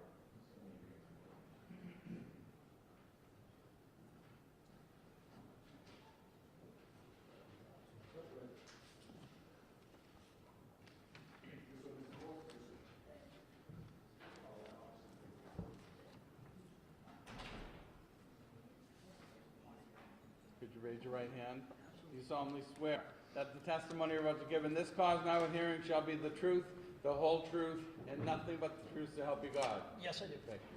You're welcome. Good afternoon. You can have a seat, or I guess good morning still. Good morning, Your Honor.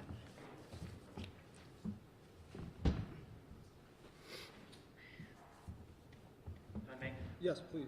Sir, in a loud, clear voice, can you please introduce yourself and spell your first name and your last name? Good morning. My name is Officer Stephen Core.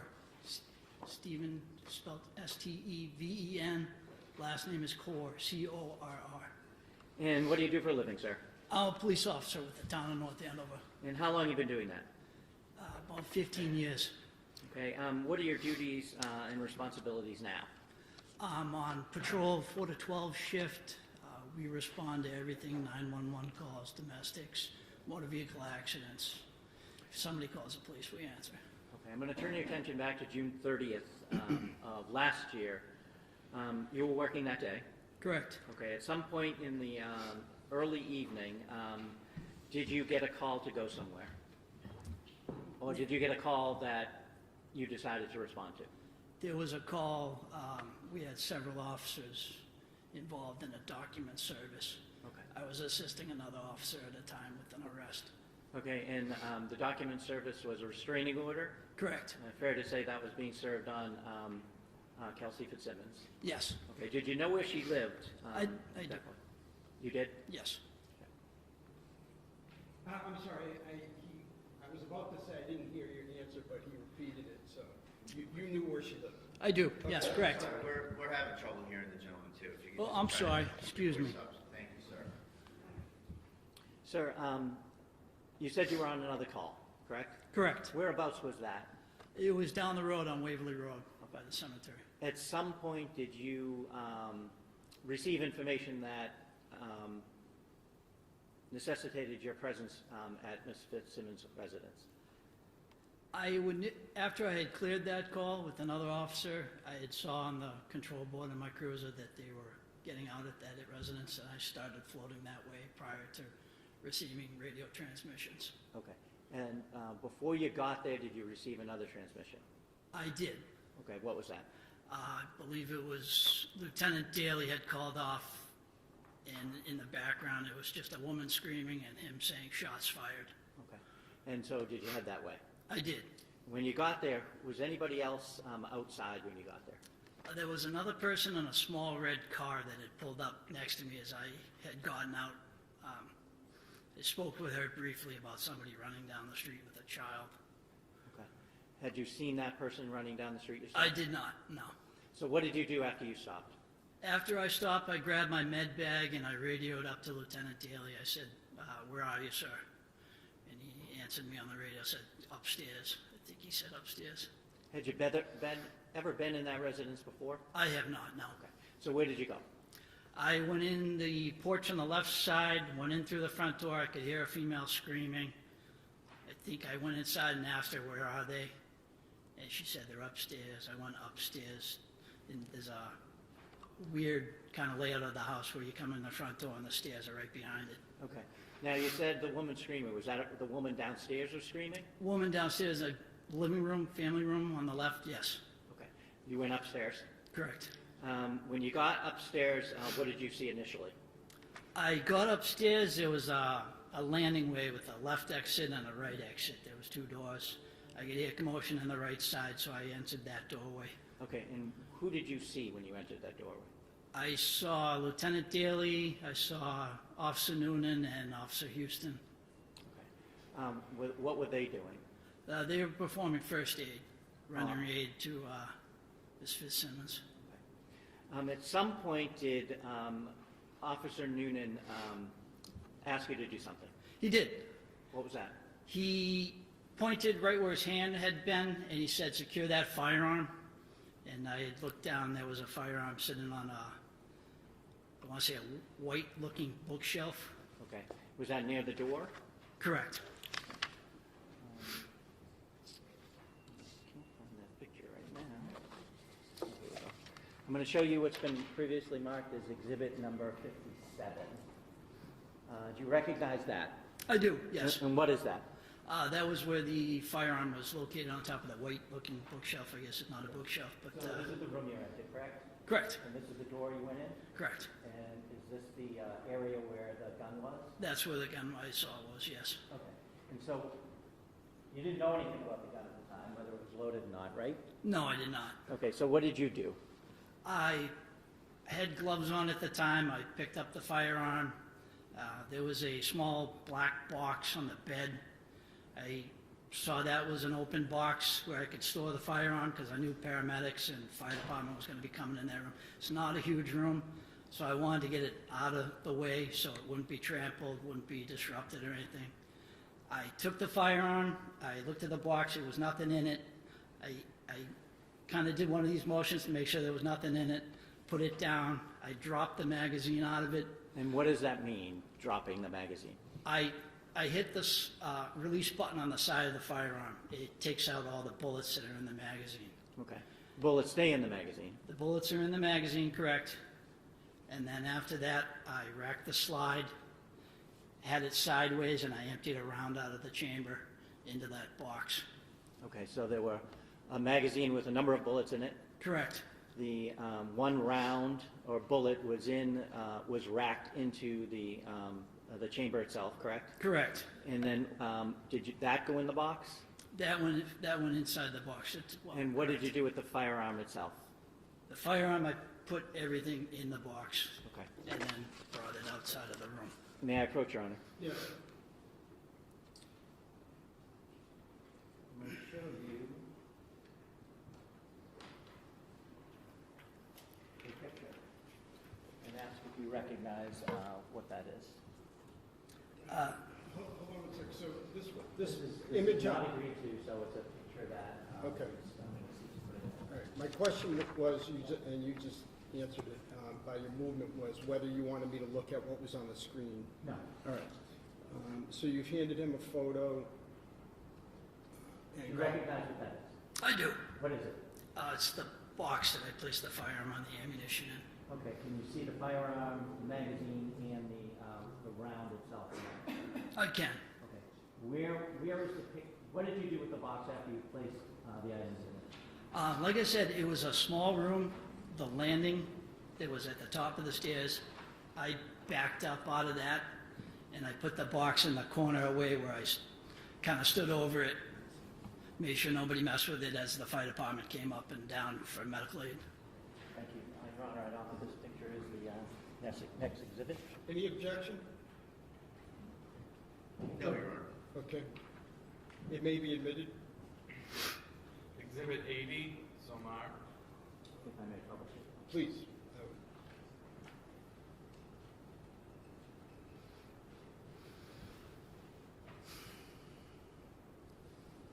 Is that in the position where you had placed the box itself on the landing?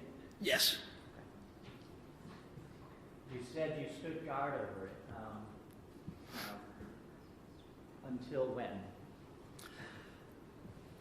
As they were doing rendering aid, Officer Noonan backed out of the room along with Officer Houston and I believe Lieutenant Daly. As she was being removed from the room downstairs, there started to be some issues. I asked Lieutenant Daly, who was standing next to me, I said, do you want me to go down and make sure the fire department's all set, putting her in the ambulance, make sure nobody interferes with that? And he said, yep, I'll take watch over the firearm, and he basically stood over it and made sure nobody, after I had left. Okay. When you initially went into the room and you saw Ms. Fitzsimmons on the ground, I'm assuming? She was blocked my view. I could see feet. Okay. I assumed that was her. Once everybody kind of moved out of the way and I walked in, I said, what do you guys need for help? They already had a med bag up there, but she was on the back side of the bed. Okay. Where was Officer Noonan after the fire department left? Standing next to me in the hallway, the landing area, I want to call it. Did you do anything with regards to him? Did you make any observations with him? I asked him if he was good. It's basically me making sure he's okay. Adrenaline's rushing. As I came up the top of the stairs, there was a little glass door on the left, and it looked like there was like a pinhole through it. I thought he might have been shot at, so I asked him, hey, did she get a round off on you? And he basically, I don't know. Overruled only because it's been admitted and it's of marginal relevance. Okay. Just to explain the scene. Sure. Nothing else. Cross?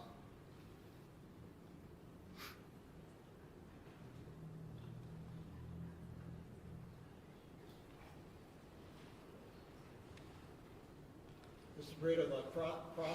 Thank you, Your Honor. 37 minutes. Yes, take your time. Officer Kaur, good afternoon, sir. Good afternoon. Now, I'm sure that you memorialized all these important facts you testified to in a police report somewhere. No, we didn't generate a police report at that time, no. Well, I'm not asking if we did, I'm asking if you did. I did not, no, sir. Excuse me one moment. Do you mind going to the Oh, sorry. podium only because to make sure that the audio gets picked up?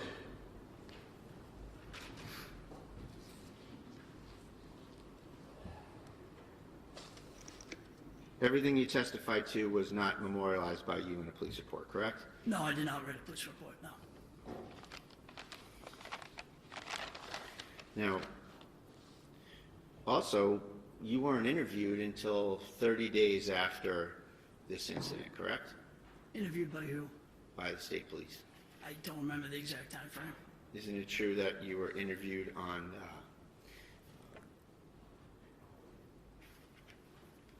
July 30th? I don't know the exact date. If that's what you say it is, then I assume you're giving me correct information. I appreciate that. You were also working with Officer Noonan, correct? I work with him, he's a coworker. Did you work with him in that time interval?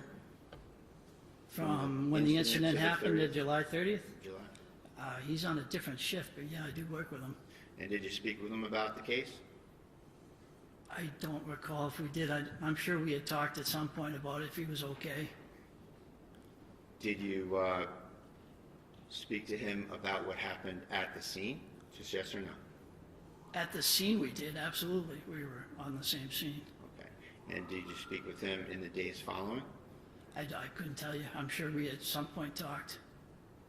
And what about prior to your state police interview? I'm sure we talked at some point.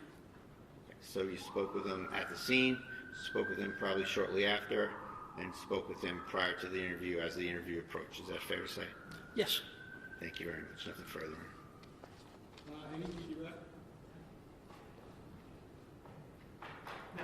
Okay. All right, thank you, officer. You may step down. You're welcome. Thank you. Commonwealth, you can call your next witness. Thank you, Your Honor. Michael Bonasaro, please.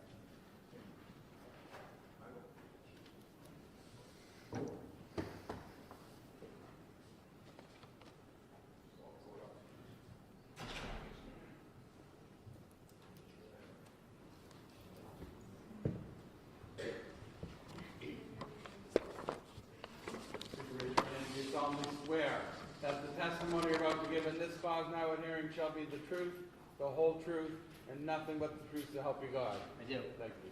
You may have a seat. Just pull yourself up to that mic. Thank you.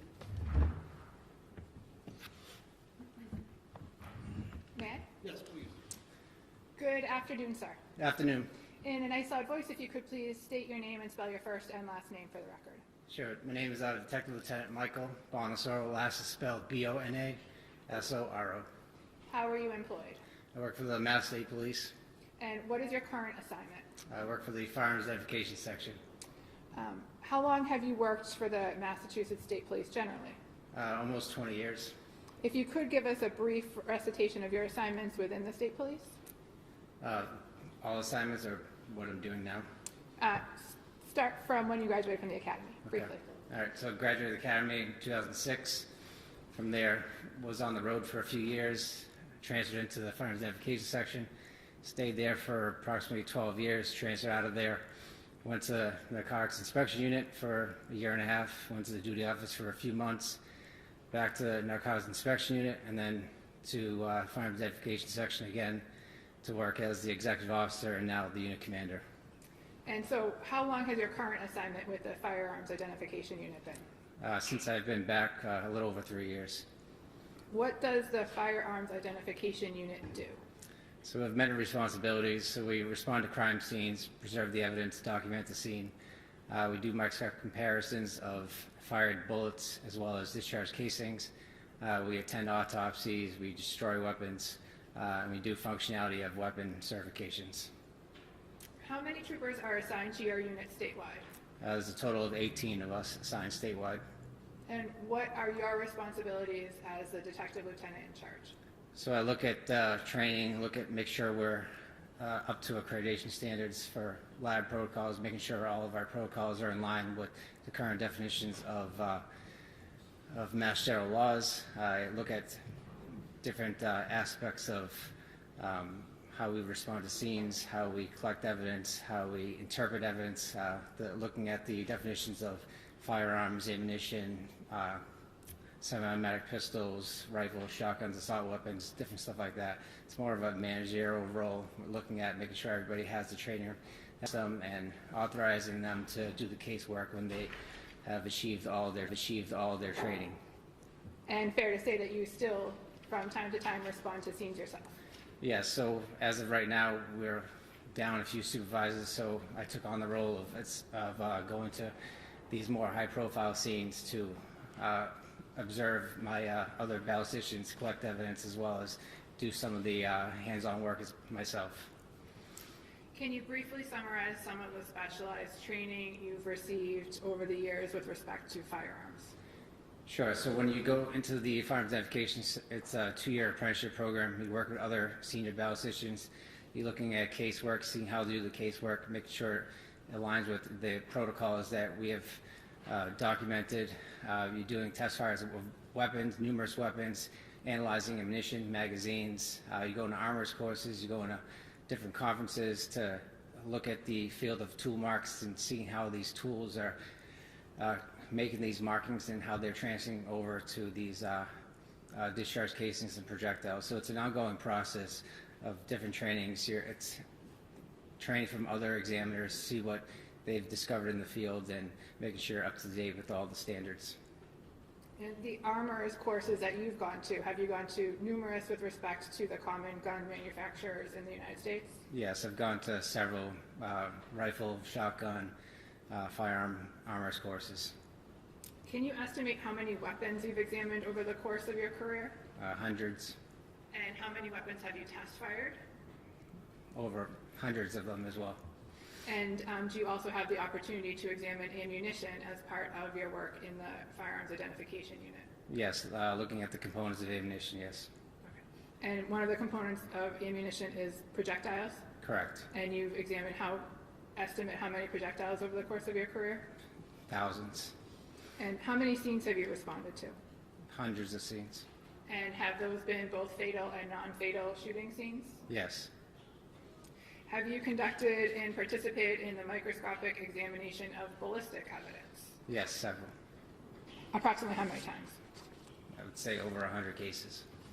And have you had the opportunity to testify in the courts of the Commonwealth? Yes, several courts. And if you could name a few of those courts? Middlesex Superior District, Suffolk Superior District, Worcester Superior District. And today you're in Essex? Yes. Okay. Before I ask you specific questions about the case, I just want to ask you some general questions about how firearms work and how ammunition works. Can you explain the components of a live round? So you have several components. So you have the casing that encompasses everything. You have the powder that's inside of it, and then you have the projectile, and you also have the primer. So you need all these components to make ammunition. So all these components combined will make one combustible material. You'll have what's called a firing pin. It'll strike the primer. Primer will ignite the powder inside of the casing, which holds everything together. Once the gases build up from the burning of the powder, the projectile will leave that casing.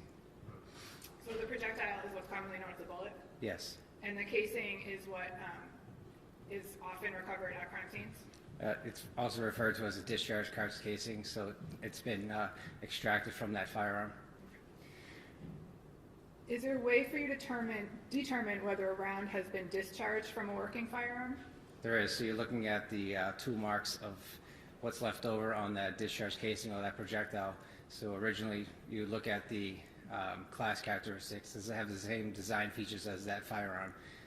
Is in regards to a projectile, is the twist going to the left or the right based on that design feature of that firearm? If it twists to the left, it would sometimes be 6, 5, 4 right twist. So you look at these characteristics, make sure they're in line, and then move forward into what's called individual markings. As firearms are produced, they're produced by tools. As tools are making these firearms, the tools are wearing away. You also have little pieces of metal that get in front of the tools, which will create unique marks. There isn't one firearm that is the same due to the fact that you'll have material that's in front of these cutting edges. And is it fair to say that when a cartridge is new or from the box, it does not have these particular tool marks you're looking for? It shouldn't have any of the tool marks. It may have some type of markings, what's called bunter marks on a discharge casing. This is from stamping that live cartridge to indicate what caliber and manufacturer of that live cartridge. Did you say what marks? A bunter mark, A bunter mark. Can you spell that for the court? It's B-U-N-T-E-R. And that's the stamp that reflects the caliber of ammunition? The caliber as well as the manufacturer. When a casing comes apart from a projectile, does it come out with velocity? It does. And are you able to determine anything about where a particular gun was fired based on where a casing or casings are recovered? You can't really determine the exact location. It should land in the general vicinity of the shooter, but you also have variables if that casing was kicked or manipulated in some way, or if it deflected off another object. And I think we just talked about this, but what does caliber refer to? Caliber is the diameter or length of that casing. I'd like to talk about a semi-automatic firearm. Are you familiar with those? Yes. And how does a semi-automatic firearm work? So it requires a trigger pull per firing of that weapon. So you pull the trigger, it will cause either a hammer or a firing pin to move forward. It will strike the primer. After it strikes the primer, it will cause an explosion. Explosion is going to cause that slide to go backwards. The extractor is going to extract that casing, which is attached to that slide. It's going to hit what's called an ejector. The ejector is going to extract that discharge casing out of the ejection port, and it's going to continue the cycle. The slide is going to move forward now because it's under spring tension. It's going to pick up that other live cartridge that's in the magazine well and load the next live cartridge. But does the user have to do something first before they are able to pull the trigger and have a projectile fire? So they would have to load either manually or with a magazine. So a live cartridge has to be inserted into the chamber. And does the slide, or does the slide have to be pulled back? The slide has to be racked to the rear, yes. Okay. And so the slide has to be racked to the rear just one time before the shots are fired? Yeah, so you have to essentially cock the firearm. So you have to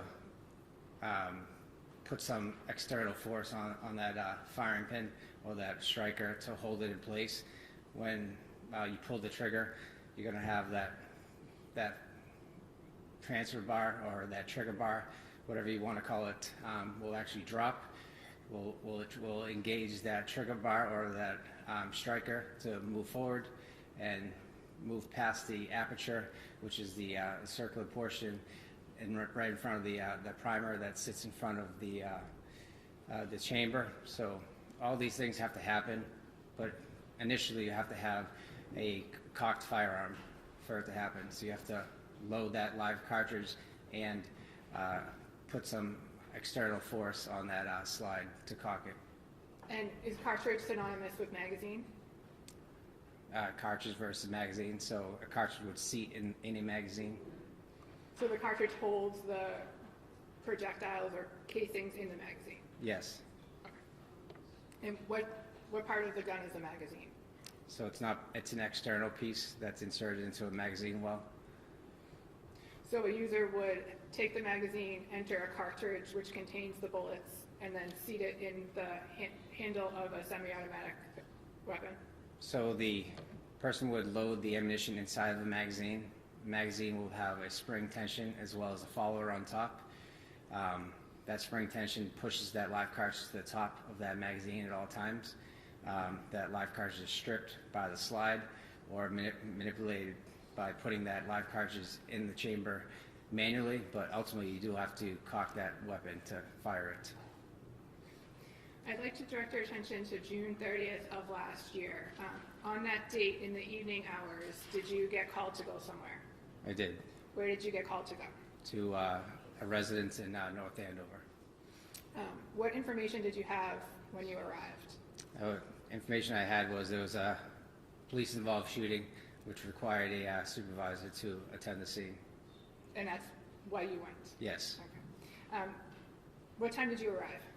I don't recall exactly what time. It was in the evening hours. Did anyone else from your unit respond? Yes, I had a trooper, Chris Pierce, as well as trooper Andrew Valeri. And the three of you responded from the firearms identification unit? Yes. And what was your purpose on scene? We wanted to document the scene. We wanted to inventory all personnel that were involved in the shooting, whether they fired or not, to inventory their weapons, to account for all live cartridges. And again, is that standard procedure for an officer-involved shooting? Yes. When you responded, who was on scene? There was several detectives from the Essex County Detective Unit, as well as Andover Police personnel. North Andover Police personnel? North Andover, yes, Mike, sorry. Were you directed to a particular part of the house? I was. There was a particular part on the top of the stairs where there was a firearm located in a safe, as well as a bedroom where we recovered two discharge casing as well as a projectile. And did you or someone from your unit or someone from the state police take photographs that evening? Yes, we had Crimes and Services photograph the scene.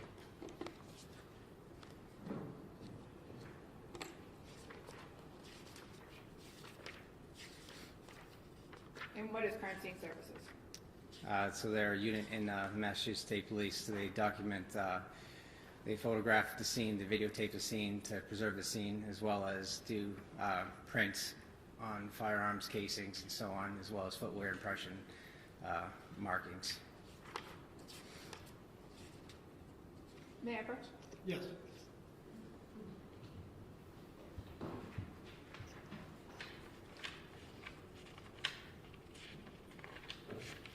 Sir, I'm showing you 9 photographs. I just ask that you take a look at those and let me know when you're done. While you're doing that, Counsel, Mr. Breda, will the defense be objecting to any of these? I don't know what counsel has up there. Okay, thanks. I thought there was an objection. Okay, perhaps when, hold on a second. Perhaps when you're done, when the witness is done, if you can show them to Mr. Bradel, and if, to the extent that you were able to mark a few, and you can object to a few, or all of them, or.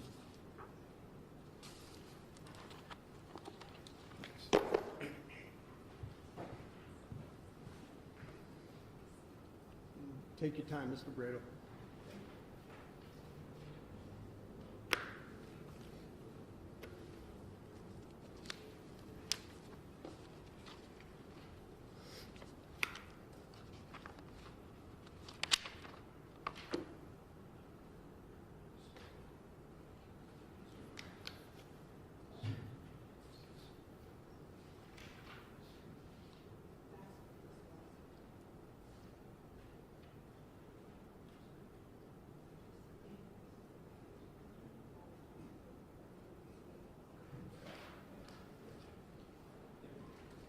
I understand there's no objection. No objection. Okay, let's have Mr. Lane mark those individually.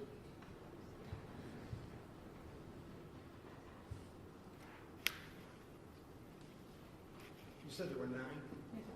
Exhibit 81 somewhere. Exhibit 82 somewhere. Exhibit 83 somewhere.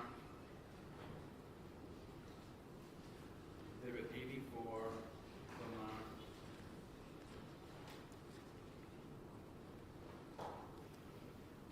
Exhibit 85 somewhere.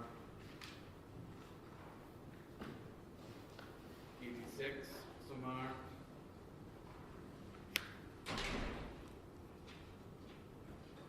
87 somewhere.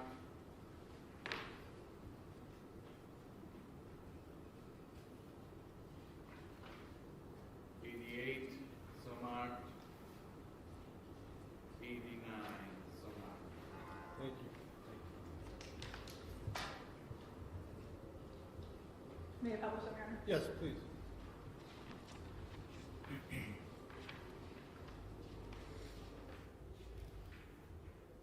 Sir, I'm showing you first what's been marked as 81. Do you recognize that picture?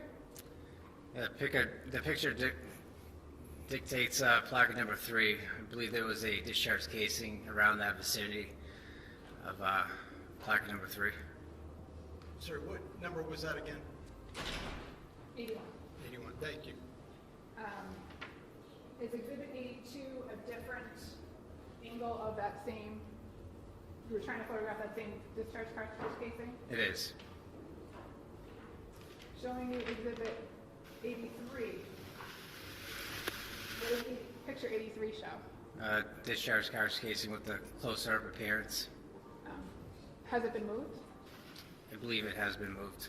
And why would it been moved? Where it was located, it was kind of in a confined space in the corner of the room.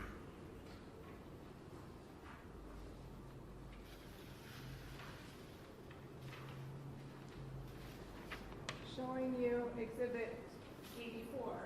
Do you recognize exhibit 84? Yes, it's where a sprint projectile was recovered right above the air conditioning unit inside the curtains.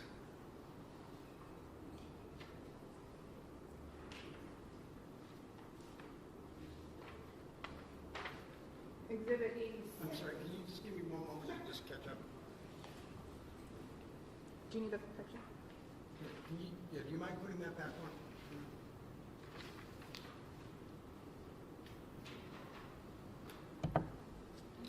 Thank you.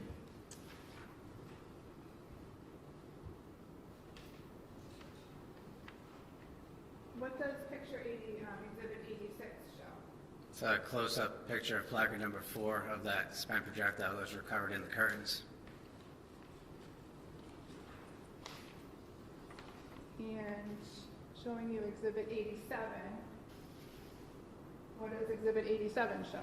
The projectile from placard number 4 that was moved for a close-up photograph. So it was taken from the air conditioning unit and moved for this photograph? Taken from the curtain and moved on, I believe, the bed, taken a photo of it.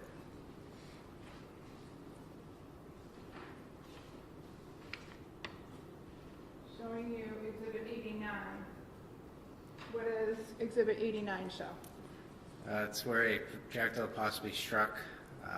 We looked at the air conditioner inside and to the rear of it.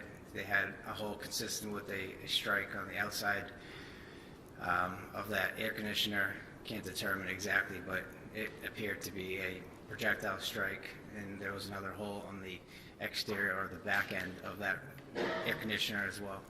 And is that what exhibit 88 shows? Yes. And did you ever find a projectile associated with this air conditioner, the one that struck the air conditioner? I did not. That last photo, that one there, is that 85? 88. I'm sorry, 88? Thank you.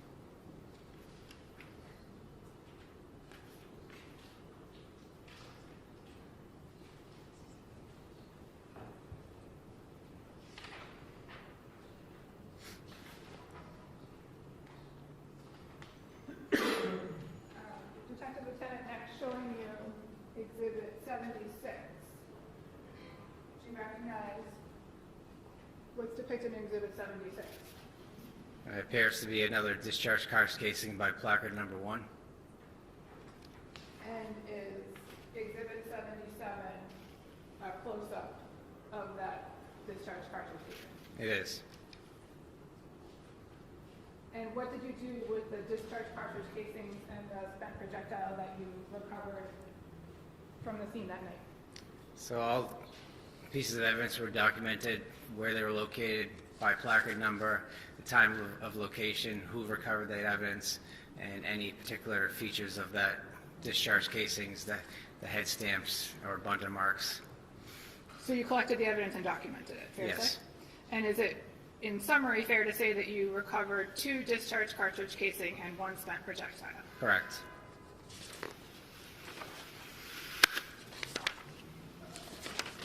I'm sorry, I was distracted. Can you ask that question again? Sure.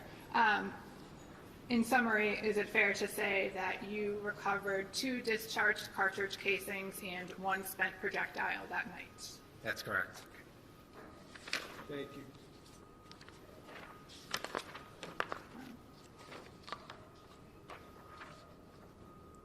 Did you continue your search of that bedroom? I did. And what else did you recover from that bedroom? I don't believe there was anything else from the bedroom other than the 2 discharge casings and the projectile.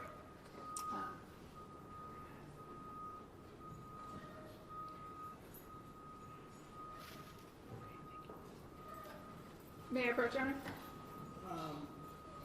Yes. Oh.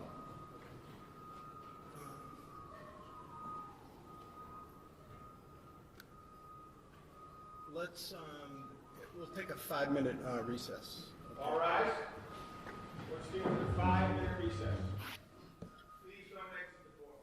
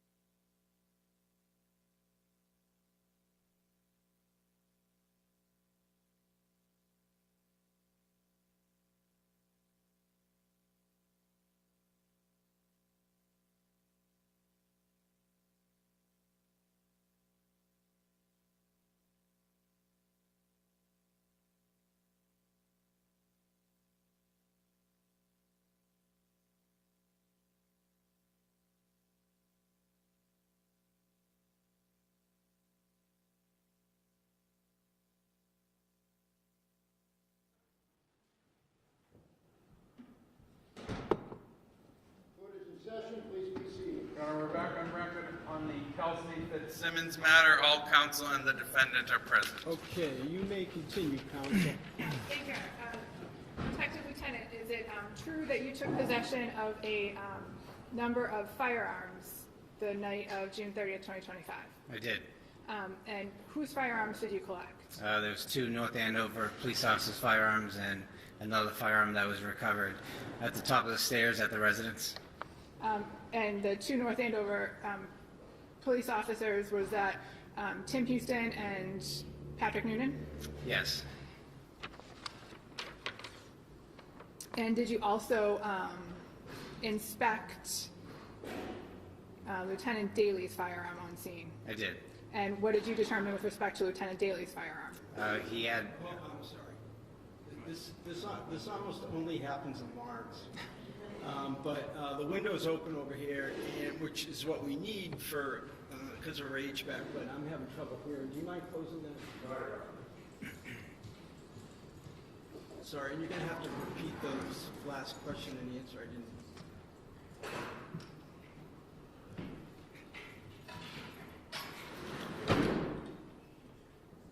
Thank you. Okay. Can you repeat that? I think so. Sir, what was your finding with respect to Lieutenant Daly's firearm? he had 1 magazine, so he was fully loaded. There wasn't any unaccounted for rounds of ammunition. Okay. Wait, I'm confused because I thought you took Officer Houston and Officer Noonan is what I wrote down, but is that? Fair to say you took Officer Houston's firearm and Officer Noonan's firearm? Correct. And did you take Lieutenant Daly's firearm? I did not. Did you just examine the number of bullets in his magazine? Yes, Well, she's leading because the judge was distracted by the outside noise. So, and I'll allow you to do so as well, Mr. Brady. So overruled. All right. So now I understand. Thank you. And sir, I'm next going to ask you if you recognize what's shown in Exhibit 10. Yes, that is the firearm at the top of the stairs, as well as a magazine with numerous live cartridges in it, as well as 1 loose live cartridge. Is this the loose live cartridge here? It is.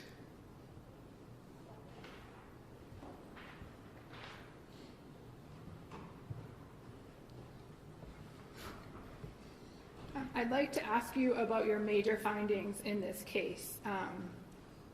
Based on your training and experience, did you conduct microscopic analysis with respect to the projectile and cartridge casings that were recovered from the bedroom of Phillipsbrook Road? I did. So I test-fired all 3 weapons and conducted a microscopic examination of the class characters as well as the individual markings that were left behind from the firing process. I was able to conclude that the weapon that was fired by Officer Noonan created the discharge casings that were recovered in the bedroom, as well as the spent projectile that was recovered above the air conditioner. And were you able to exclude any weapons? I was able to exclude the other firearms. I'd like to change gears a little and talk about the weapon that was recovered from the black safe at the top of the stairs. Did you do anything with respect to that gun? I test-fired that weapon with 2 live cartridges from submitted ammunition. And what was your conclusion? That weapon did not fire the discharge casings as well as the projectile that was recovered. So the gun from the black safe was also excluded from the discharge casings and the projectile that were recovered from the bedroom? Correct. But did the gun operate? It did operate, yes. Was there any problems with its operation? There was no malfunctions. Did you bring with you today a box? I did. And what is contained within that box? I believe it was the that Glock firearm that was in question that was recovered at the top of the stairs. Is that box packaged in the standard way that the ballistic unit packages firearms? It is.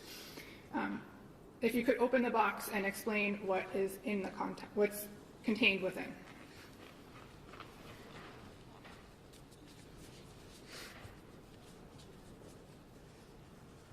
May I assume that someone's made sure that this is safe to begin with? I'll do it again, Your Honor. Okay. All right, we have a trigger lock that was provided later. We have the firearm in question. It is safe and empty. There's nothing in the chamber. The slide is locked back to the rear. There's nothing in the magazine well. The weapon is safe and empty. Also, contents of this is you have the 2 magazines that were recovered from the vest that were downstairs on the first floor of the residence. You have the magazine that was recovered in the safe. It was originally loaded with 16 live cartridges. And you have 2 test fires that are conducted using that live ammunition from that magazine, as well as the single loose live cartridge that was recovered in the safe. Are you going to ask more questions about that? Because I couldn't keep up. Or should I have them repeated? No, I will ask more questions. Okay, thank you. But in the meantime, may the box and the contents be marked for, as an exhibit? Yeah, let's, we're gonna have to do them individually. I don't want the ammunition to be with the firearm. So let's do that, Mr. Ruane. And also, any objection if he puts, Mr. Bradle, if he puts the trigger lock on there? No, Judge. I don't know, are you able to even? Object to leading either for this. I don't object to any leading for this kind of stuff. I would ask that you just wait to Sure. put the trigger lock on, certainly before it's submitted. Sure, thank you. How about we do the gun in the box, and then the rest we can mark, tag individually? Sure.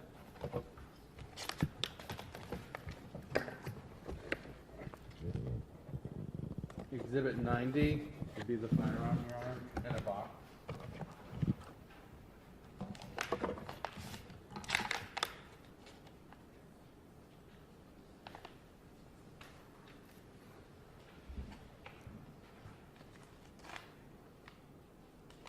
This is a magazine. 91 is a magazine, Your Honor.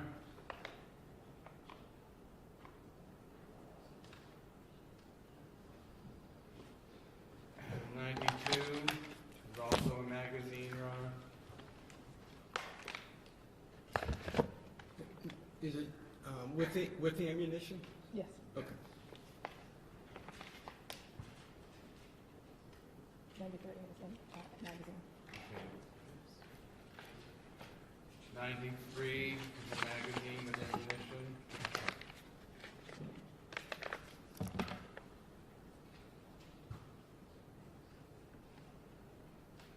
Live round. 94 ammunition, 1 round.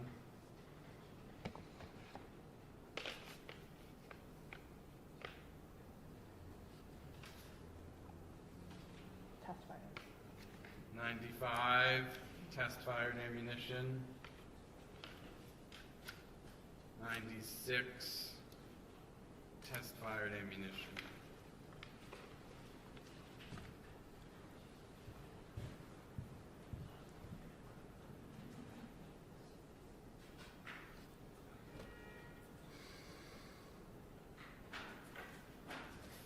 The magazine that you recovered from the gun in the black safe, what was the total capacity of that magazine? 17 live cartridges. And is that how many live cartridges that weapon can hold? That's how many cartridges the magazine can hold.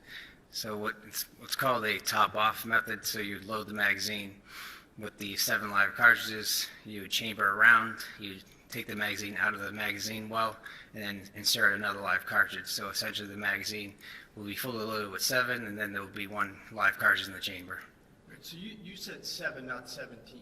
Oh, my apologies. No, I'm asking, that's a question. You mean 7, right? Not 17? 7. The magazine is 17 live cartridges capacity. 17 17. is the capacity. Okay. 17 is the capacity for the magazine that was recovered from the black box. Correct. And so when you add an extra round, what's the capacity for the weapon itself? So we'd call it 17 plus 1, so essentially 18 live cartridges.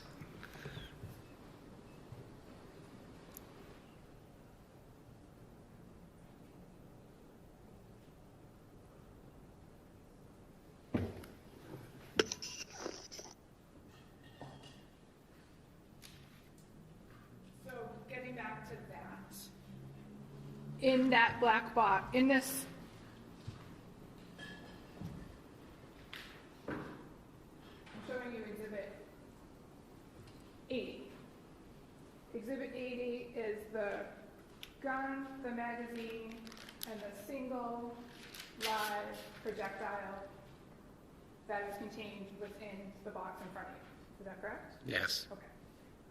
And when you examined this firearm, how many bullets were in the magazine? There were 16 live cartridges in the magazine. And how many live projectiles were in the safe? There was 1 loose round live cartridge in the safe. And that is reflected in the 1 loose round cartridge that's in Exhibit 94, is that correct? Correct.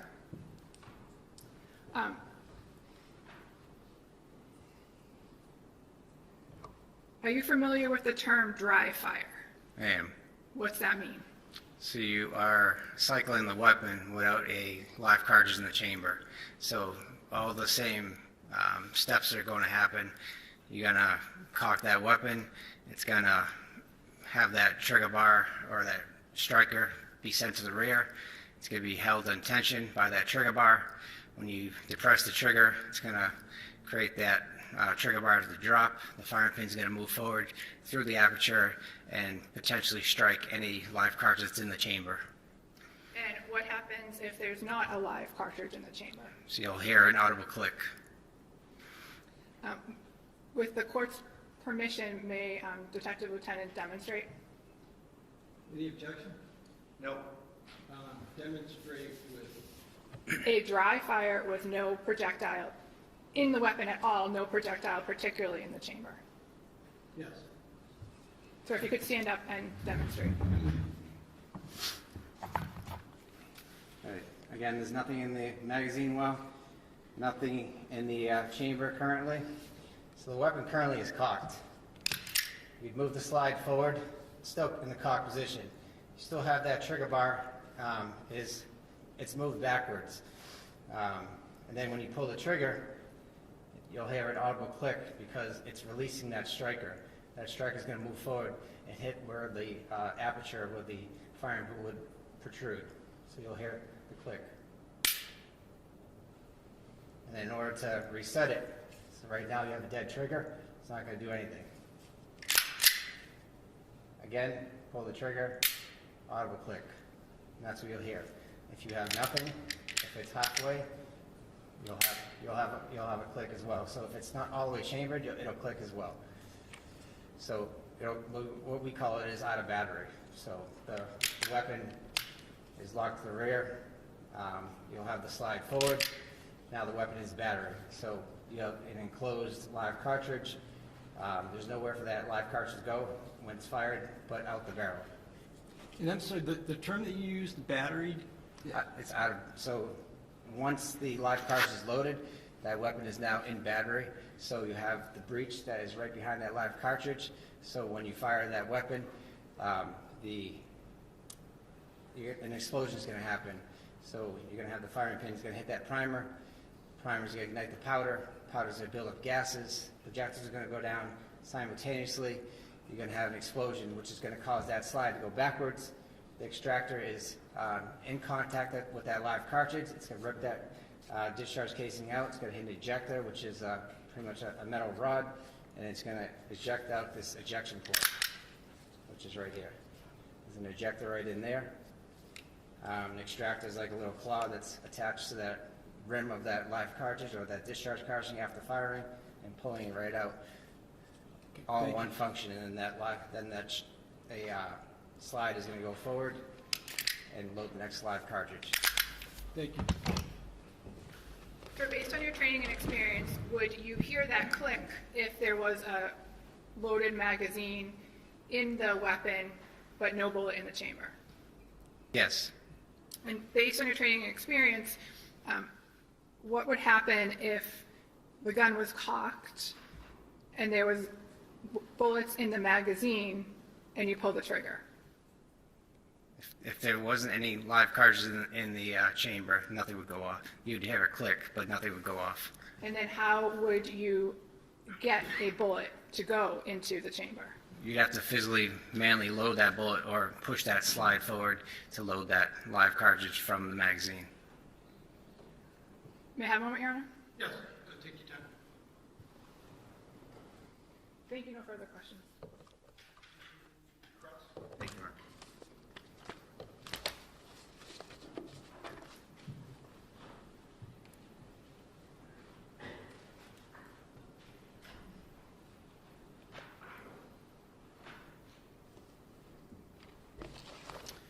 Hello, sir. Afternoon. Lieutenant Detective Bonasaro, do I have that right? Detective Lieutenant Bonasoro. Bonasaro, nice to meet you. We have never spoken before, correct? Correct. So, what's a head stamp on a cartridge? It's the indicator that tells you the caliber and the manufacturer. Was that something that you took note of for all the cartridges in this case? Yes. And and you can look at any of your reports if you like, or anything you need to look at, you can just let me know. Or you can just go right ahead and do it. Do you have your reports with you? I don't have them with me now. Okay. And let me know and I can show you. In this case, relative to the spent projectiles that you recovered and the loose round you recovered, did you check the head stamps of those? All head stamps are recorded on all evidence, yes. And they're on your ballistics worksheets, right? Yes. And if you need to look, just let me know. All the head stamps for all these cartridges were the same, right? I believe so. It was Hornady 9mm? Yes. Okay. And so, just out of an abundance of caution, I don't want you to believe so. I want you to look and just tell me. Is that all right? Yes, that's Okay. I'm pretty sure I'm giving you everything. And if I don't, just let me know.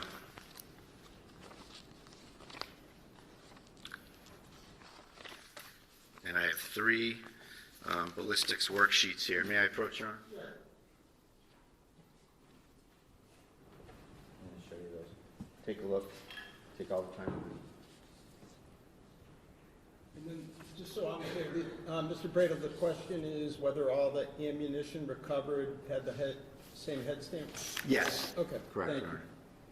So, with respect to, actually, I should qualify that a little more, Your Honor. Sure. The question was, the 2 spent projectiles and the loose round, do they all have the same head stamp? the 2 discharge casing as well as the loose live cartridges all have the same Hornady head stamp. And I apologize, and you just corrected me. I said spent projectiles. That's wrong, isn't it? Correct. So I should rephrase that, Your Honor. The 1 live round, live cartridge, and the 2 shell casings all had the same head stamp. Correct. Thank you. And I said that right that time, right? Yes. All right, thank you. I'm just going to retrieve those from you. Sure.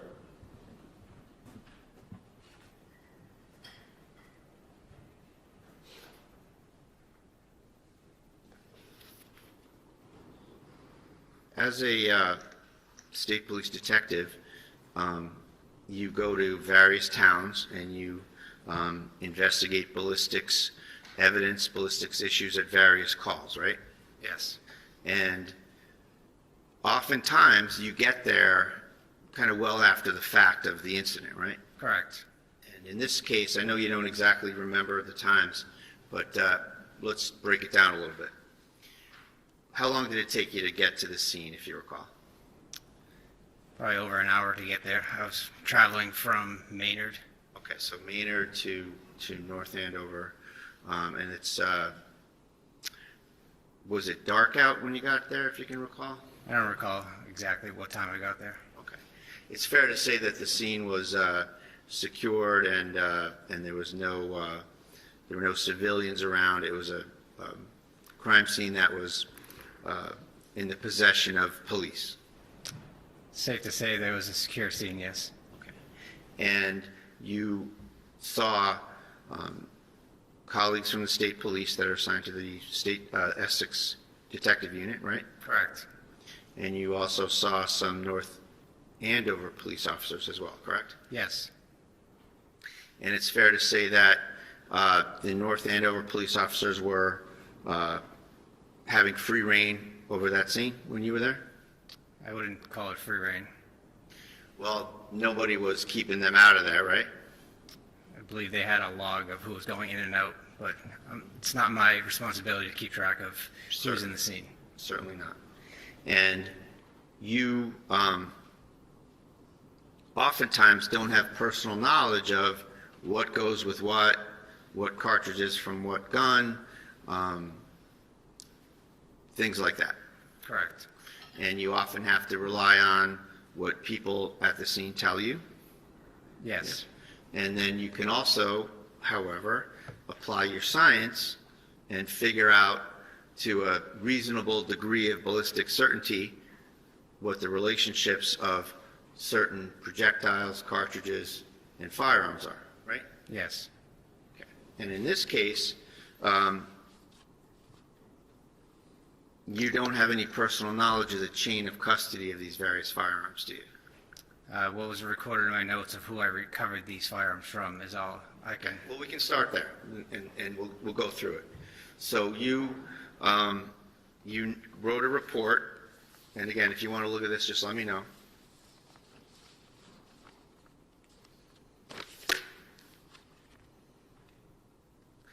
You wrote a report that involved 3 Glock firearms, right?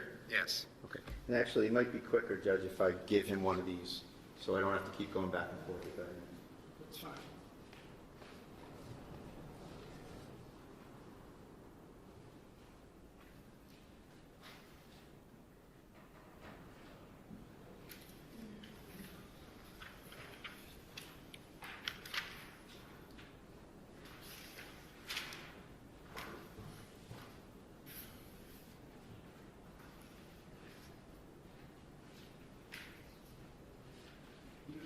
Let me ask, Mr. Braden, do you think that now's a good time to break for lunch?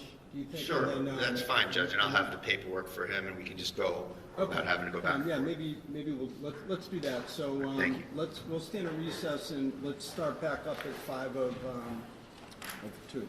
Should we have him All put right. the gun lock on? And lunch recess. Should you put the gun lock on? Yeah, do. Okay.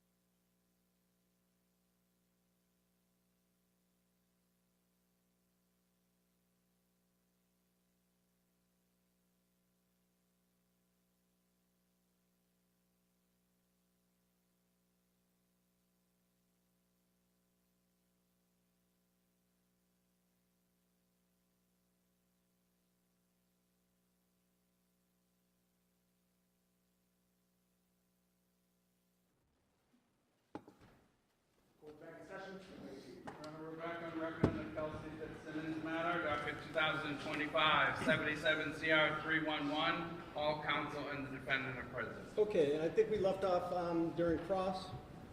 Yes. May I resume, Your Honor? Yes, please. Thank you. Lieutenant Detective Bonasar, you have a copy of your report, right? I do. Okay. And there's other documents too. You have worksheets and other items, correct? Correct. So if you need anything, just let me know and we can share anything you need, okay? Okay.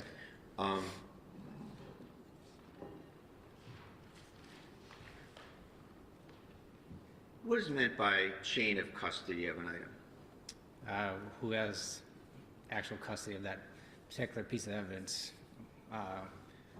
It's moved from one location to another or one person to another. Okay. So as a piece of evidence kind of goes through the investigative process, sometimes it can be important to make sure you know who had it, where did it go, as it goes through, right? Correct. And in this case, it's fair to say that you don't have personal knowledge of a lot of the chain of custody here.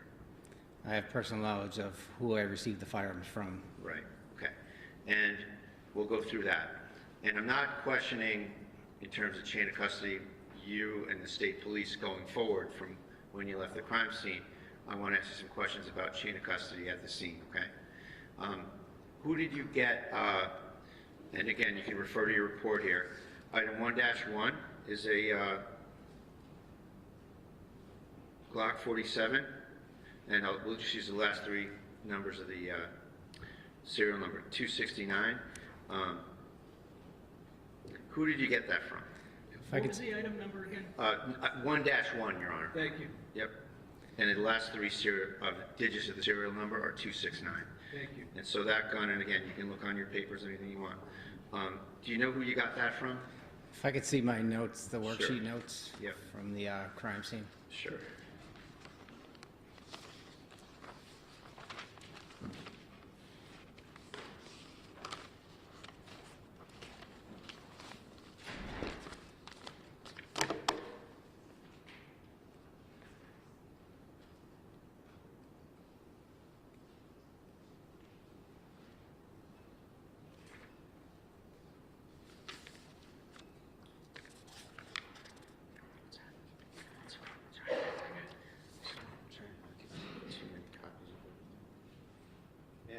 Yep.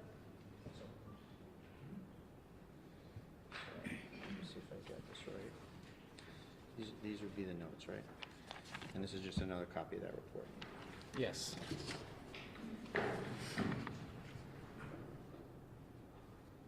So 1-1, take all the time you need. Who did you get that from?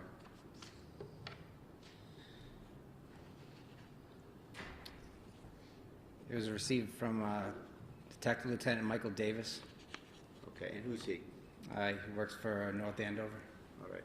And do you know whose gun that is identified to from the incident? Based on the serial number, I was told it was Officer Noonan's weapon. Okay. And are there some notes in that packet you have there from you that indicate that Chief Gray had that gun for a while? Yes. And what are the indications that, how did Chief Gray come to get Noonan's gun? I was told that he had custody of the weapon and he unloaded the weapon at some point and he put the live cartridge that was in the chamber back into the magazine. Okay, so Chief Gray is manipulating Noonan's firearm. And I mean the word manipulating in the physical sense. Yes, this is what I was told. Okay. And then it goes to who? Lieutenant Reardon, was it? Detective Lieutenant Michael Davis. Davis, sorry. And then Davis gives it to you? Yes. And that's just what you have documented, right? You don't have any knowledge of any other people having it, right? Correct. Presumably Noonan had it since it was his firearm at some point. Presumably. And, all right, so that's 1-1. And item 1-2 is a box magazine from item 1-1, correct? Yes. And it's got 16 cartridges in it, and the capacity is 17, right? Yes. And so you say right in your report, from item 1-1. So it's the magazine from Noonan's gun, right? Yes. Okay. Then 1-3 is a little different, isn't it? Yes. You write there, one removable box magazine from, but then you didn't fill in who it's from, right? Yes, that was an error on the administrative portion of the report. Okay. And just so we're clear, this is your report, correct? Yes. Okay. So it was never noted where the 1-3 is from, correct? In terms of the gun.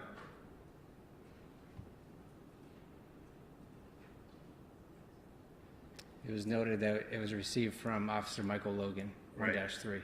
So he's the chain of custody guy, but unlike 1-1 and 1-2, where you match them up, that the magazine is from 1-1, here, it doesn't say where that magazine is from, right?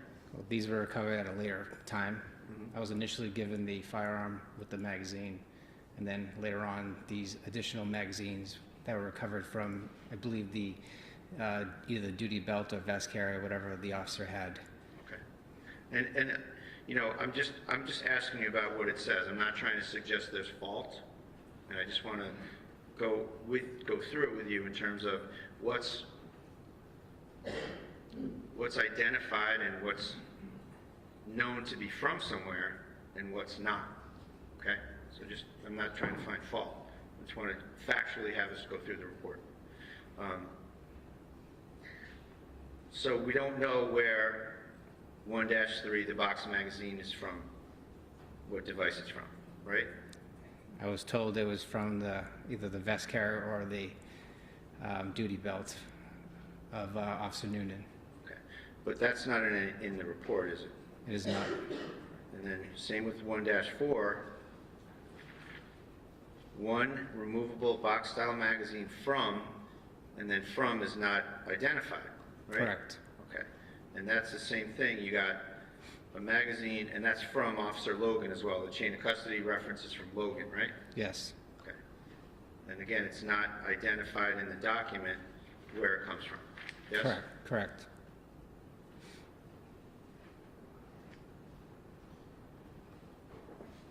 Then 1-5 is another Glock 47. So it's just to cut to the chase. All three guns you have are Glock 47s, right? Yes. Okay. And that's a semi-automatic firearm that was, to your understanding, issued to the North Andover Police? Yes. And each one obviously has its own serial number. Correct. But otherwise they look the same. Yes.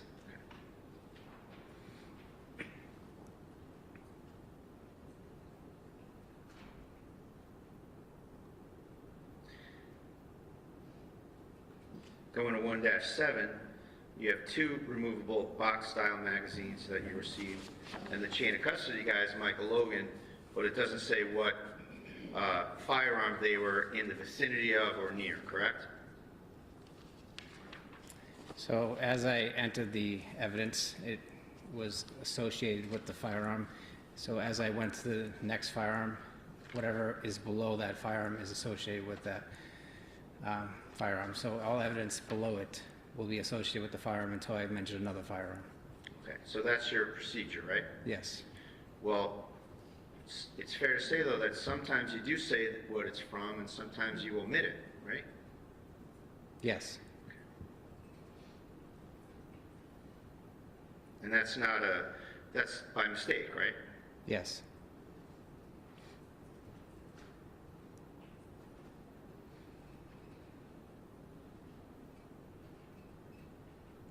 And then you have 1-9, which is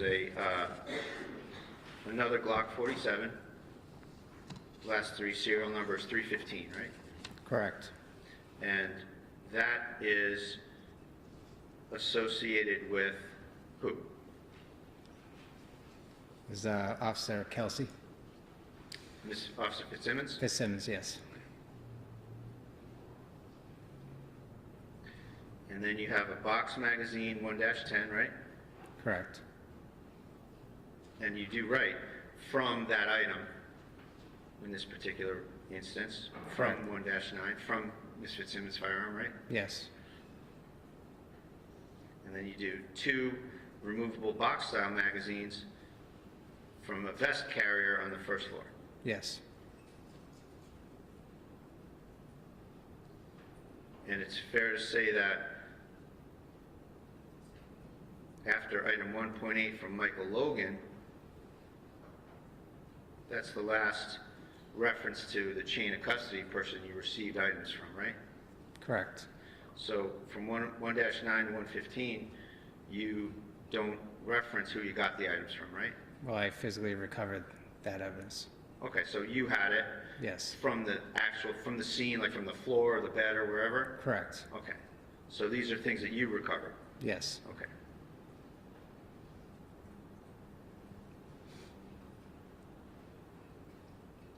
Then we get to some discharge cartridges and a live cartridge, 1-12, 13, and 14, right? Correct. And they're all, as we went over, they're all head stamped the same, right? Yes. And then you have 115, the last item, is a spent projectile, so like a bullet, a spent bullet from above the air conditioner. Correct. And you recovered that yourself. Yes. Okay. Now, with respect to the live cartridge, the discharge cartridge at 113, and the discharge cartridge at 114, it's fair to say that you applied science, I'm going to just keep it vague for a second, that you applied some science to the 2 discharge cartridge casings, right? I was looking for agreement of individual markings, yes. Right, so you used some science. Yes. Just to start real basic here.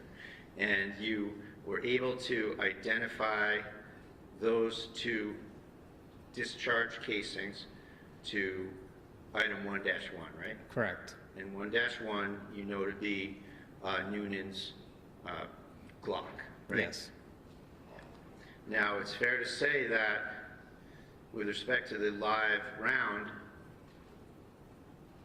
recovered from the hallway safe, it's fair to say that you didn't apply any science to that item, correct? Correct. So there's no science, unlike the other 2, unlike the discharge casing in 114, the discharge casing in 113, unlike those, the live cartridge, there's no scientific basis for you to say what gun that came from, right? Correct. And it's fair to say that there were, and again, I'm not trying to find fault. Nobody asked you to apply any science to that item, right? Correct. So there were some various scientific methods that you could use to determine where that came from, right? There would be some markings if it was actually cycles with that weapon. Right. You're one step ahead of me. That's my next question. If that was cycled through a weapon, you would have, what, breech face markings? No, you would have what's called extractor markings, possibly ejector markings, as well as you may have magazine marks. Okay. And just to kind of bottom line it, that means that if someone had, if that cartridge was in the chamber of Ms. Fitzsimmons' weapon, and it was made safe by cycling it out, right? Correct. Breech face markings or ejector markings or extractor markings would be deposited on that cartridge, right? Possibly, but not breech face. Breech face markings is part of the firing process. Okay, so what processes were available to figure that out? So you could have the extractor mark, which is holding that live cartridge in place. You'd have a magazine mark that came from the magazine, if it was loaded in the magazine, and you'd have possibly an ejector mark. But a lot of times these cycling marks don't show up due to the fact that there isn't an explosion that happened, so it's not a exact way of looking at these markings. So you're looking at a piece of ammunition that could have been cycled, but there's no definitive amount of markings there to determine that, unless there was some type of defect or whatnot. And to figure that out, you got to look at it. Correct. And that didn't happen here, right? Correct. Nothing further. Okay. Read you back? Okay. All right, you may step down, thank you. And Commonwealth, you can call your next witness. Timothy Houston.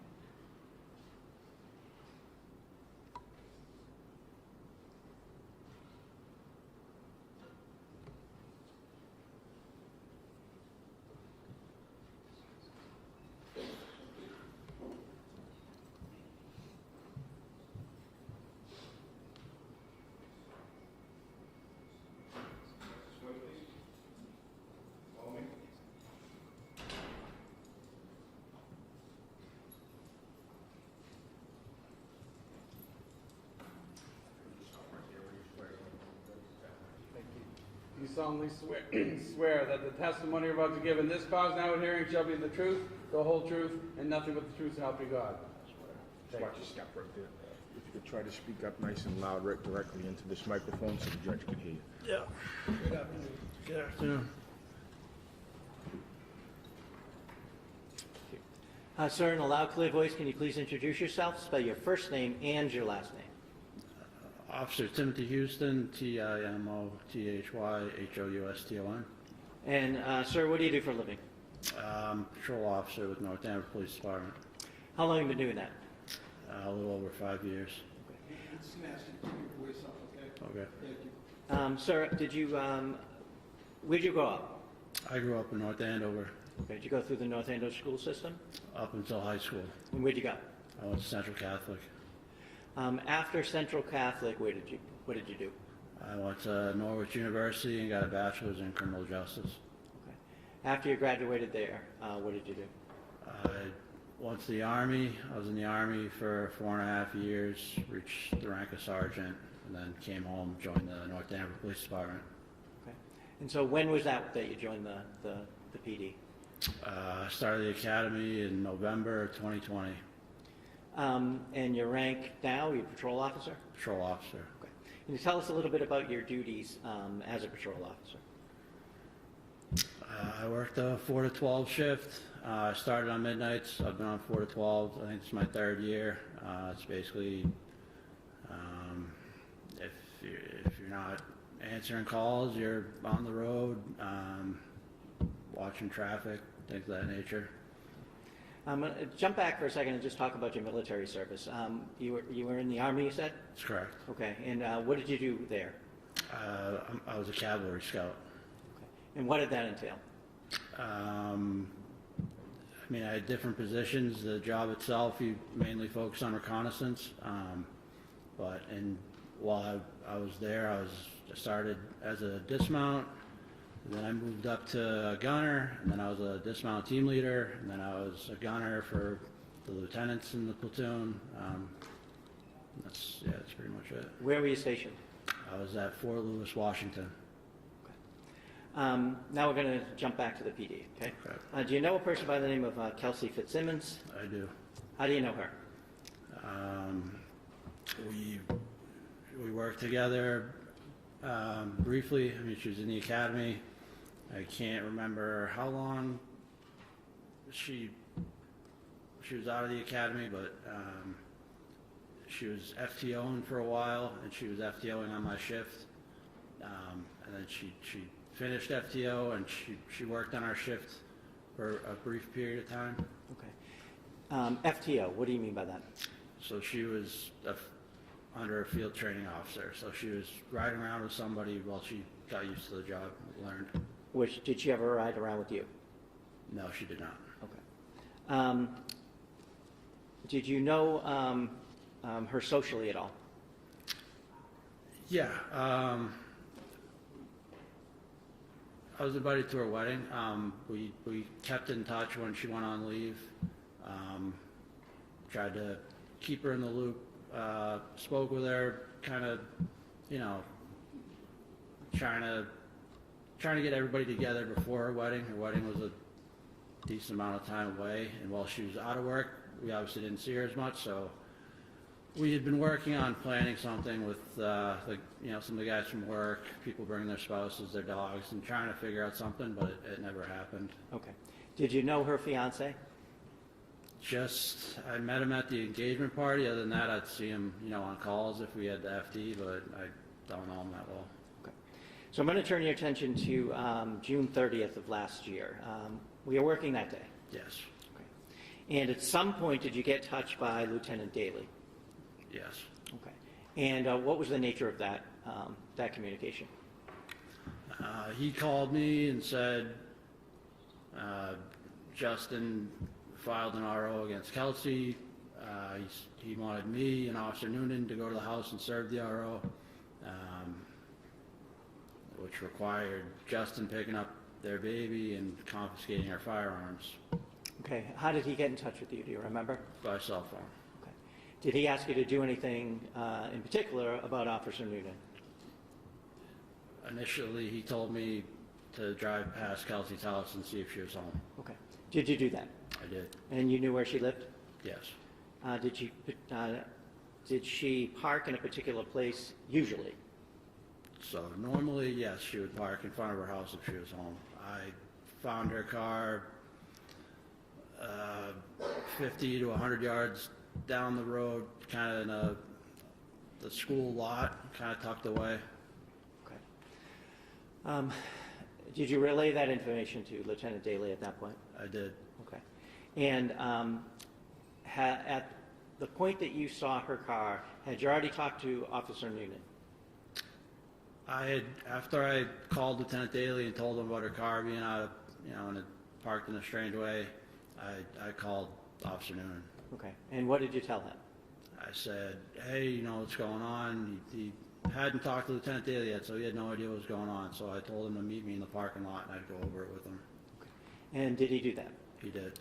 Did he get there before Lieutenant Daly did, if you remember? Yes, he did. Okay. Did you inform him of what was going on? I did. At some point, did Lieutenant Daly also meet up with you in that particular spot? Yes.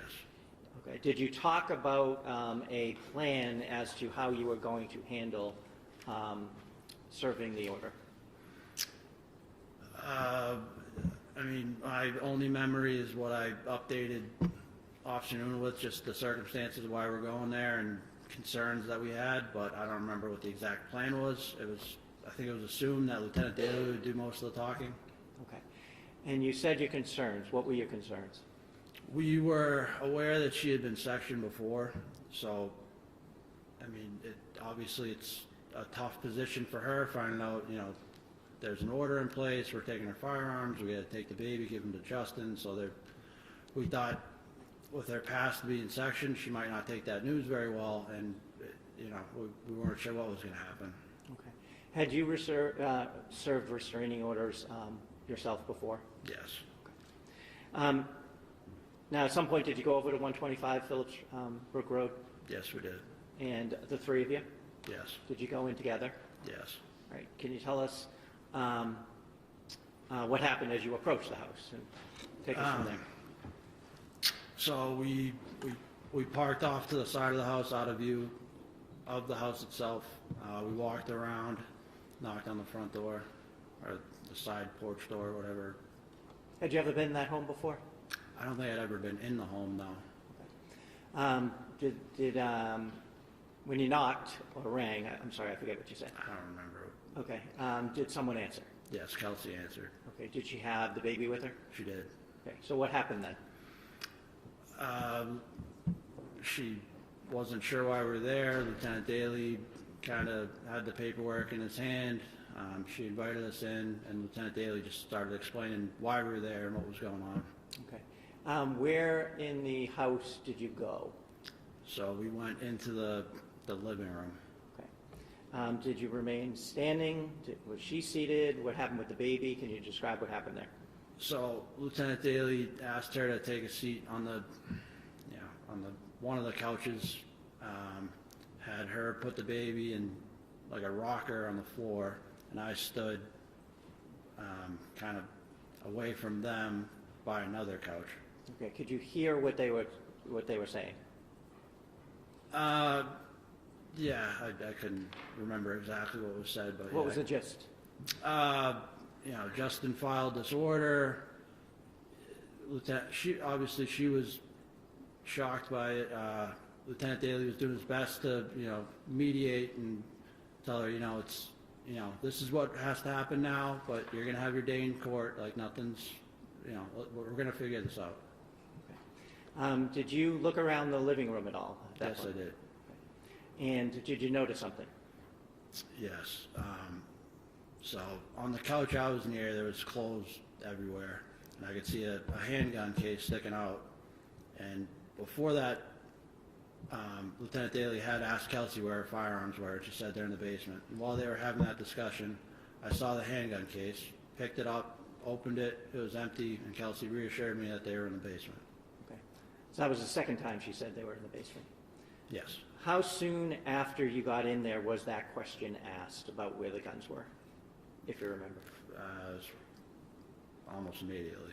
Okay. That was one of the first questions? Yes. Okay. What happened next? We told her that, or Lieutenant Daly told her that Justin's going to come and pick up the baby. So she said, how long is he going to have him? I need to pack for him. So me and Lieutenant Daly began following Kelsey as she packed for the baby. Okay. And did she do anything with the baby when you guys were following her around, if you remember? I believe at that time Officer Noonan was holding the baby. Now, you said you were following her around the house? That's correct. Was it? Why was that? It was still, we were still a little bit on edge. She had to go to the kitchen. I remember when me and Lieutenant Daly followed her in the kitchen, I was concerned because there was butcher knives all along the kitchen. That was just something that stood out to me. Okay. Was it your intention for you or another officer to be with her the entire time? That's correct. Okay. Is that standard practice when you're have similar concerns? Correct. After you went into the kitchen, do you remember where you went? I believe we went upstairs. Me, Kelsey, Lieutenant Daly, briefly came back downstairs, and then we went into the other side room. I think it's like an exercise room. Okay. At any point, if you remember, did the defendant make a call? Yes, at some point she called her mother. So after you came downstairs, at some point did you take possession of the baby? That's correct. Okay. What happened while you were holding the baby? Anything?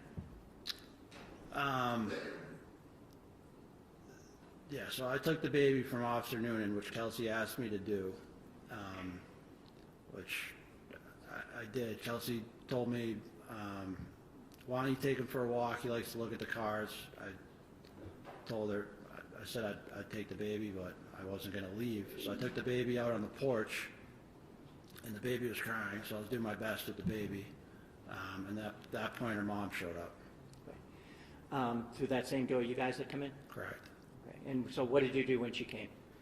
I peeked in, I told Lieutenant Daly, like, the mom's here, why don't we give her the baby, and we invited the mom in. After the mom came in and you handed the baby to her, did you stay in the immediate area or did you go somewhere? So once the mom came in, she was pretty upset with us, but Lieutenant Daly explained the situation to her.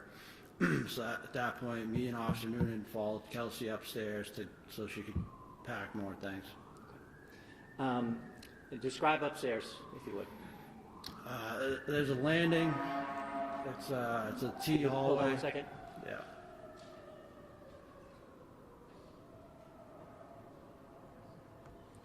Okay. You go up the stairs, there's a landing, and there's a room off to the left and a room off to the right. And could you describe the room off to the left? It's got I believe it's the baby's room, has a crib in it. And how about the room to the right? That would be Kelsey's bedroom. Now,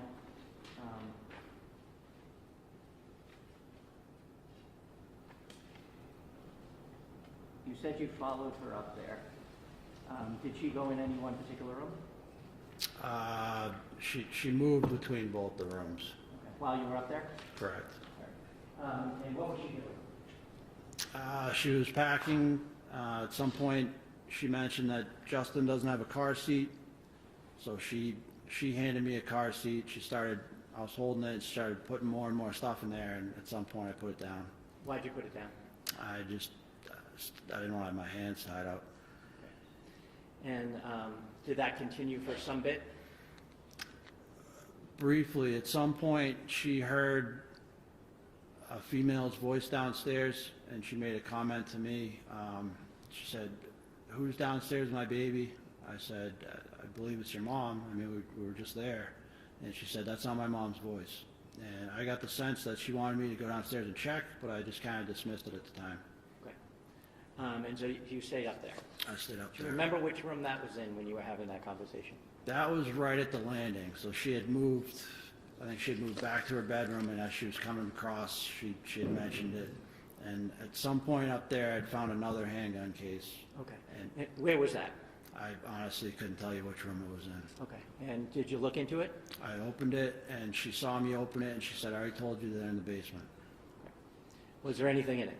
There was nothing in it. At some point, was your attention drawn downstairs again? Correct. Okay. Can you tell us about that? Yeah. So at some point, Justin came. Kelsey heard his voice, and she said, "I don't want him in the house."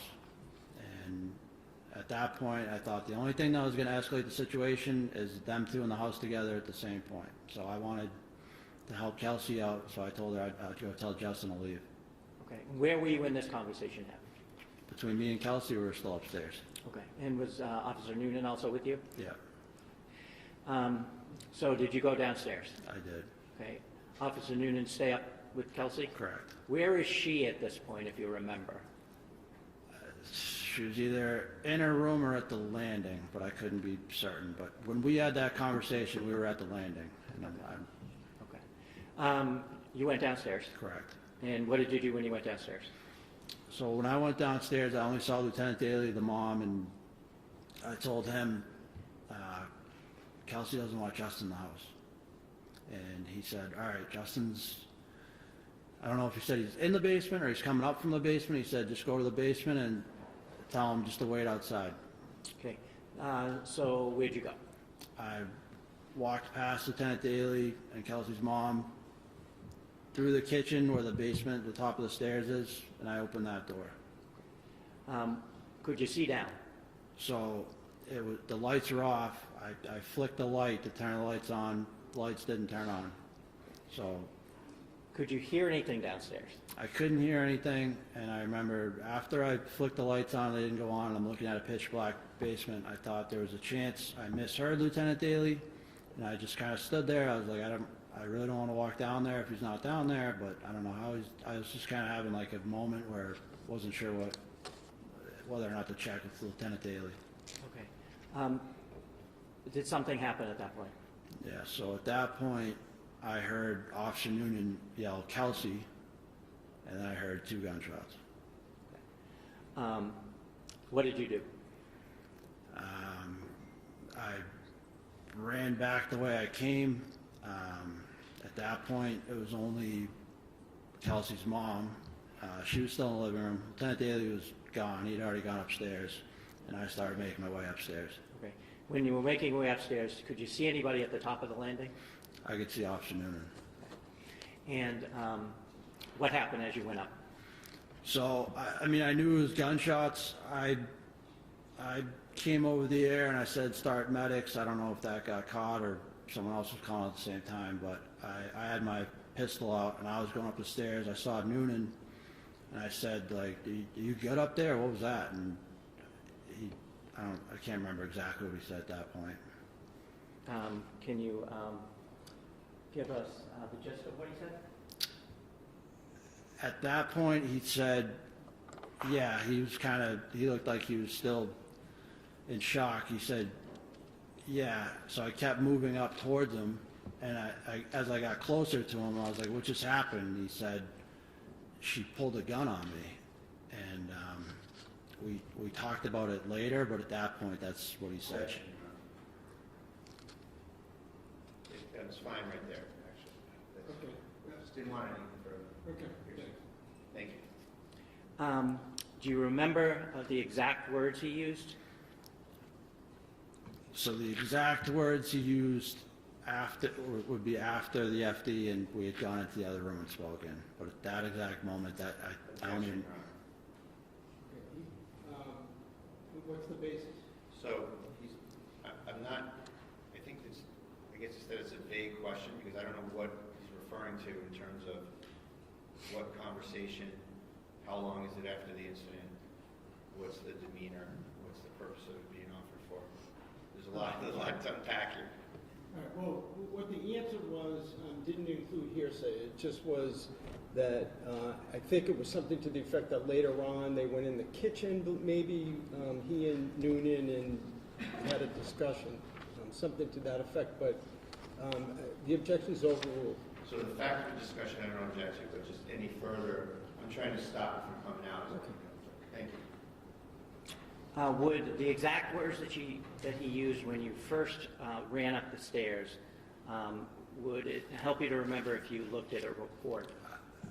I know he did say, "She pointed the gun at me, pulled the trigger, and racked the slide." Whether it was right when I was moving up the stairs or once everything got situated, it was in that time frame, but I can't remember if it was exactly when I got to the top of the stairs or. Okay. Would looking at a report help you remember that? Hold on a second. There's an objection. To strike what? Non-responsive.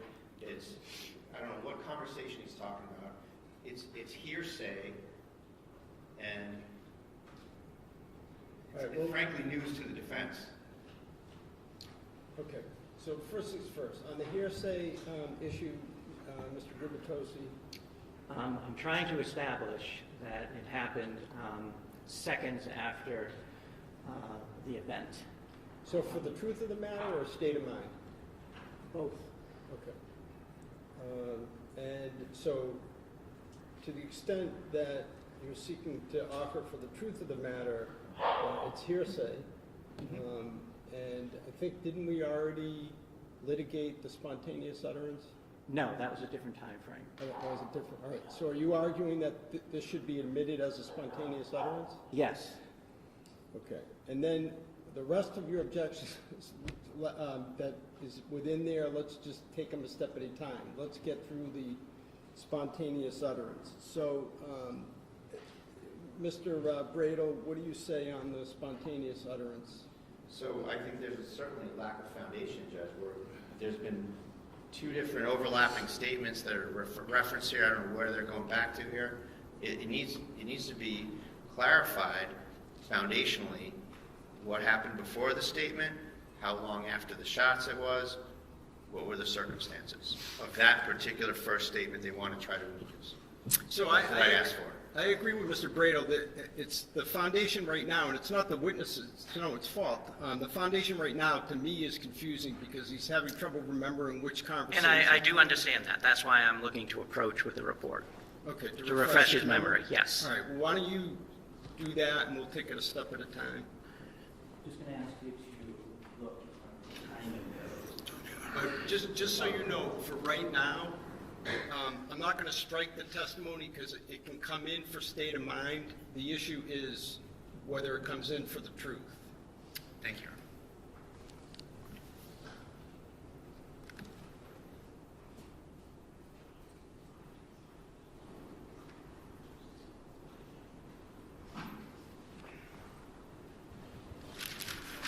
Does that help you remember the timing of that statement?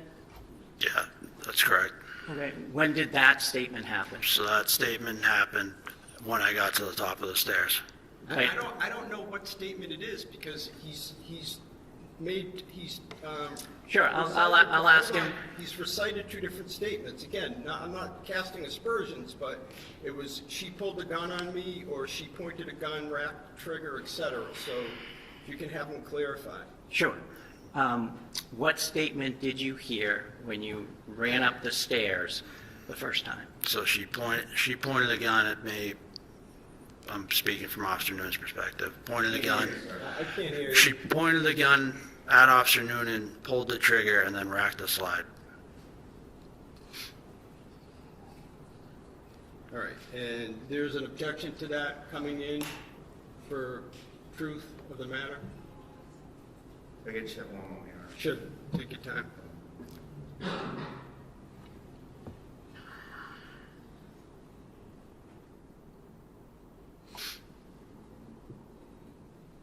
Judge, there's still a lack of foundation here, Your Honor.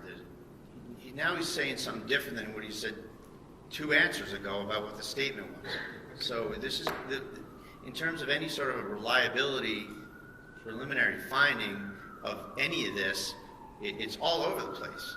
He just said something completely different than what he said before. He's now clarified it, so we're beyond that. And so he's now has identified the statement, identified where it was made, when it was made. There was some mention before about the declarant state of mind. So I guess what I'm politely saying is you need to move beyond that. So now the issue for me is, does that statement come in for the truth of the matter? And Judge, I think that I'll reiterate my arguments from the earlier discussion about the other excited utterance statement, Your Honor, that this isn't like a domestic violence situation where someone is, you know, a battered woman or something where the time frame is much more flexible. And in this situation, you have an officer-involved shooting that happens. Another fellow investigating officer comes right up there, and there's a huge motive to fabricate immediately, Your Honor, that something happened that covers the officer, covers the shooting officer, versus being under the influence of the event so that you're not fabricating. There's an immediate impulse here that this officer has to cover his future. He has to cover his conduct right away. There doesn't need to be much time to realize that from an officer who jumps the gun, from an officer who panics and shoots someone in the wrong circumstances. That's something that would immediately happen. And particularly where there's no surrounding corroboration, where there's no attempt by the government or no testimony from Noonan that this happened. This is something completely different, that the statement happened, I mean, that this interaction with Houston happened. There's extremely unreliable circumstances. If that really happened, Noonan would have testified to it. If that really happened, the government would have given me discovery on it. If that really happened, it would have been corroborated. So, All right, so the discovery, the lack of discovery or argument is a different matter. Anything else on, again, on just the Commonwealth's assertion that it qualifies as a spontaneous utterance? no, Your Honor, just the notion that it's not a domestic violence situation. It's a situation where the motive to fabricate immediately arises. Thank you. Okay, Mr. Gubitosi, anything further on that? This is exactly what the exception is for. It couldn't have been more immediate unless Officer Houston was standing next to Officer Noonan when it happened. He immediately heard the shots, immediately heard the yell, and ran up the flight of stairs that you've seen pictures of, and asked what happened, and got that response. So that's my answer to that. And as far as, I think I have to, since we're on the record, talk about a discovery violation. We're not there yet. Okay. We're not there yet. Okay. Okay, let's just take it a step at a time. All right, anything else? No, thank you. All right, so I'm going to sustain the objection, but for reasons different than Mr. Bradle articulated, and essentially for the same reasons that I stated yesterday to Attorney Moriarty, and that is that when I weigh the factors under Baldwin, I come out that it militates towards excluding it for the truth of the matter. It will come in for state of mind. We don't need to get to alleged discovery violations or any other reasons because I've sustained the objection. Unless you want to.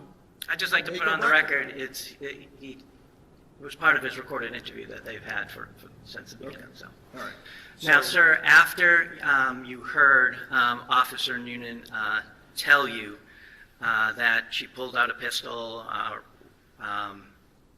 pulled the trigger, and racked around, where did you go? At that point, I was at the landing. I looked in, and I saw Kelsey on the ground, and I saw Lieutenant Daly over her. Okay. What was he doing? Anything? It looked like he was kind of evaluating her. I moved towards them. I asked either Noonan or Lieutenant Daly. I said, "Where's the gun?" I believe I asked Noonan, and he motioned away from Kelsey, so that stopped being my concern.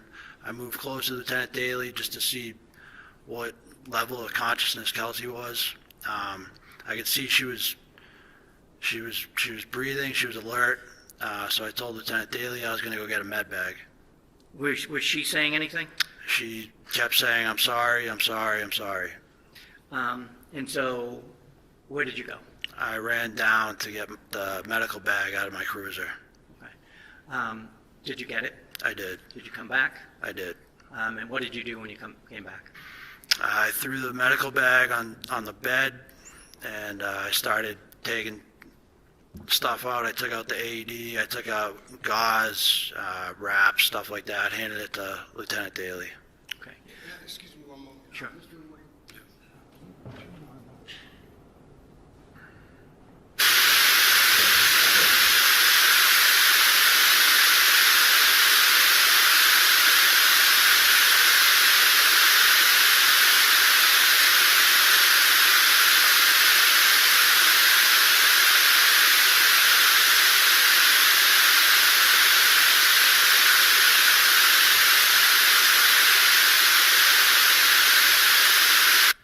Thank you. All set. I'm going to jump back just a and you saw Officer Noonan. Did he have his gun out? Are we talking about when I came up with the med bag or before that? First time. First time, he had it out. And how was he holding it? He had it at the low ready, so he had it kind of down towards the ground. Pointing to the ground? Yes. Do you see Kelsey Fitzsimmons in the courtroom here today? I do. Can you point to her and describe an article of clothing she's wearing? She's wearing like a beige sweater. May the record reflect she's identified the defendant? It may. Thank you. I have nothing else. Okay. Cross-examination?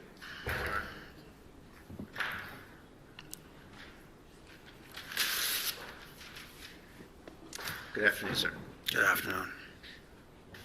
You said that Ms. Fitzsimmons initially exhibited a lack of certainty or that she was unsure why you were there, correct? Correct. And how was that manifested? She just looked surprised. Her eyes were wide. She didn't, I mean, I guess it's the best way I could describe it. Now, you were with her for a good amount of time during this interaction, right? Correct. And it's true that she tried to kind of get you away from her a couple of times? That's what I believe, yes. She gave you the baby and said maybe go out on the porch and or take him for a walk? Correct. And then she also put some, tried to put some things in your hands and asked you to take them downstairs? She didn't ask me to take them downstairs. She just put them in my hand. And where did that occur? On the landing. Upstairs? Upstairs.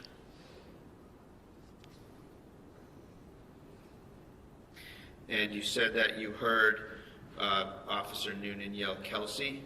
Correct. And that's all? That's all. One time? One time. And how about after after he said Kelsey, how long of a time elapsed until the gunshots? I couldn't put an exact time. It wasn't instant, but it was relatively quick. Relatively quick. How about the gunshots themselves? There was 2 gunshots, right? 2 gunshots. Were they in quick succession? Yeah, pretty quick.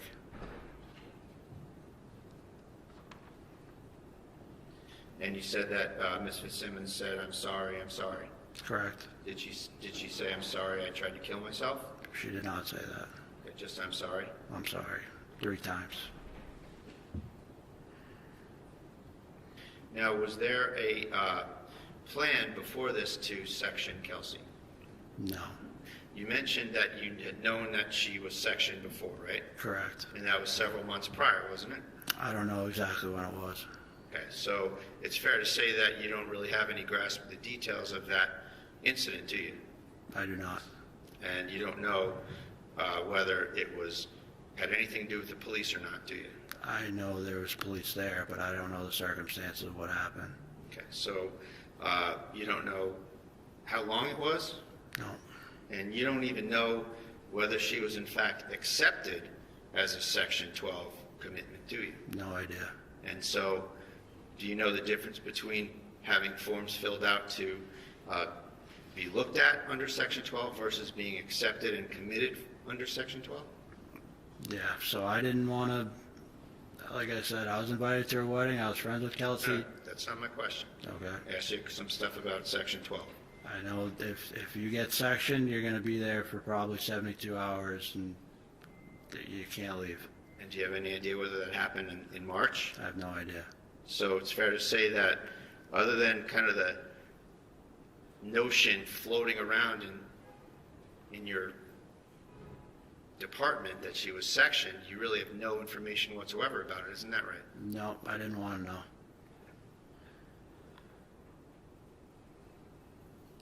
And then you said something about the knives in Ms. Fitzsimmons' kitchen? Correct. What's the status of the knives in Ms. Fitzsimmons' kitchen? Just at that point, I wasn't sure what was going to happen, so I didn't want her to reach for a knife. It's nothing against her. It's just it's a lot of information to take in. I didn't know how she was going to react. Okay, so was there something strange about the knives that were in her kitchen? No, it's just a weapon in the kitchen. So when you're serving one of these things, anything can be a weapon, right? Any normal household product item can be a weapon, right? I wouldn't say anything. A lot of things. How about that? Yeah, let's go with that. And in this case, there were knives in her kitchen. Is there anything more to it than that? No, that's it.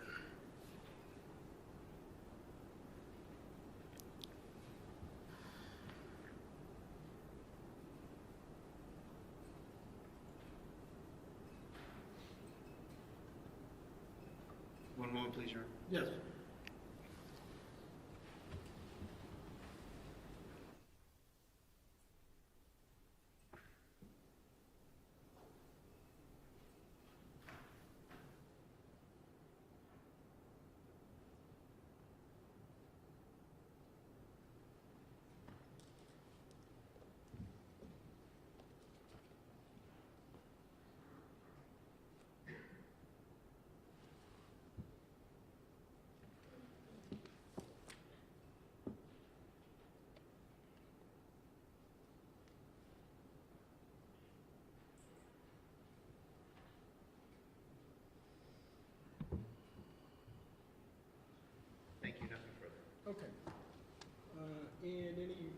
redirect?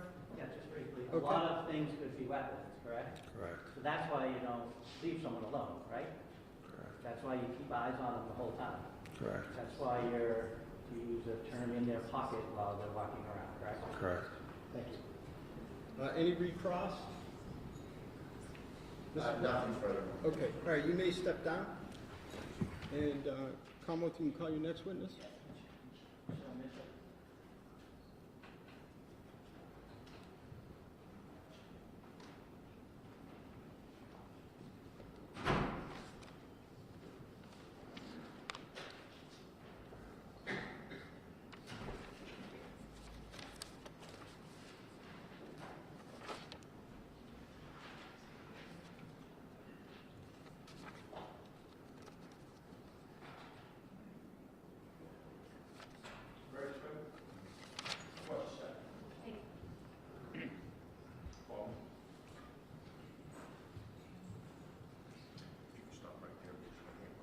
Could you raise your right hand? Do you solemnly swear that the testimony you're about to give in this cause now at hearing shall be the truth, the whole truth, and nothing but the truth so help you God? Yes. Thank you. Step up right here. Try to keep your voice up nice and loud. Speak Directly into this thing, you can pull your chair out, so the judge can hear you. Okay. How are you? Good afternoon. How are you? Good, thank you. All Hi, set. ma'am. Could you please state your name, spell your first name and your last name? Yes. My name is Michelle Mitchell. Michelle is Michelle. Last name Mitchell, Mitchell. And what town do you live in? I live in Ipswich, Massachusetts. What do you do for a living? I'm a correctional officer. I didn't hear that. I'm a correctional officer. Oh, corrections officer. And how long have you been doing that? 8 years. In Middleton? Yes, Do you know Kelsey Fitzsimmons? I do. How do you know her? We were coworkers, and we eventually became friends. Now I'm going to jump ahead in your relationship. Well, when did you meet her? Do you remember? The end of 2021. At some point, you knew she was getting married. Yes. Were you going to be part of that? Yes, I was a bridesmaid in their wedding. I'm going to turn your attention to June 30th of 2025. Do you recall that day? I do. At some point, did you have a conversation with her? I did. And was that over the phone? Yes. And can you tell us about that? Yes. We talked on the phone, and she was driving around North Andover, and she was crying, and I heard her baby crying in the back seat. Did she tell you why she was crying? She said that she needed Justin. Any more than that, or was that the gist of it? That was the gist of the conversation, and then she said she had to pull over to feed the baby. Now, where were you when you had that conversation? Do you remember? I was in North Andover driving around trying to meet up with her. Did you ever meet up with her that day? I did not until I saw her later in the hospital. You, where did you go? Did you stay in North Andover? I did, and up until I went to the hospital after she was shot. Okay. Where did you go in North Andover? Anybody's house in particular? I went to Hunter's house. Okay, and who is Hunter? He is a friend of Justin's. And Justin Alayan? Yes. And who do you know him to be with regards to Kelsey? He is a coworker of Justin's and also a friend of his. Oh, I'm sorry, Hunter. I meant of the defendant. Who is Justin in relation to the defendant? Oh, sorry if that was unclear. That's okay. Justin was Kelsey's fiance. Okay. Was anybody else over Hunter's house? Yes. Who was that? It would be me, Justin, Katrina, myself, and Justin's sister, Courtney. And who is Katrina? A friend of Kelsey Fitzsimmons. Was she also in the wedding, if you know? Yes. And without getting into the conversation that was being had between the half dozen of you or so, do you know if Justin made a decision to do something? Yes. What was that? He was going to go to the Lawrence courthouse to file a restraining order 209A and also get temporary custody of the child. Okay. And at any point did you see the defendant in the area of Hunter's house? Yes. Can you tell us about that? Yes, I witnessed her drive by Hunter's house. Thank you. I have nothing else.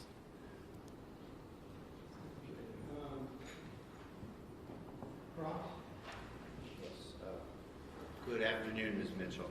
Good afternoon. Just a couple questions.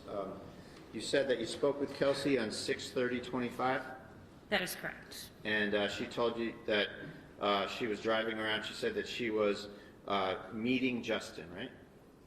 No, she was not meeting Justin. Did you say needing Justin? I thought you said meeting. I did.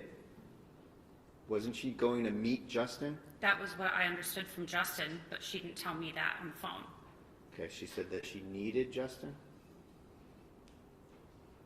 Meeting or needing? You need to clarify that for me. I think I said needed. Quiet, please. She said she needed Justin? Needed Justin, that is correct. Okay, so just let's put that over here. And she had also told you that day that she was meeting Justin, right? Yes, thank you for clarifying. So she couldn't meet with you because she was meeting Justin, right? That is what she said. And you said there was some sort of gathering at Hunter's house? Yes, And that was a social gathering with swimming and drinking, right?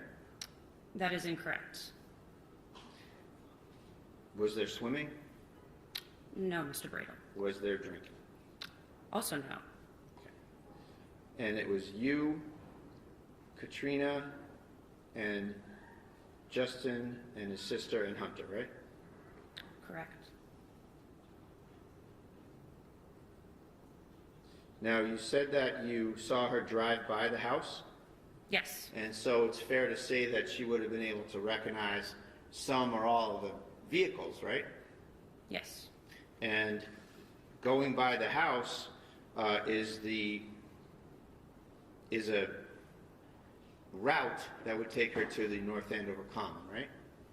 yes, it's near there, correct. Nothing further. Nothing else. All right, you may step down. Okay, thank you. May we approach? Yes. Just give me one moment. Well, you can start walking over. Quiet, please.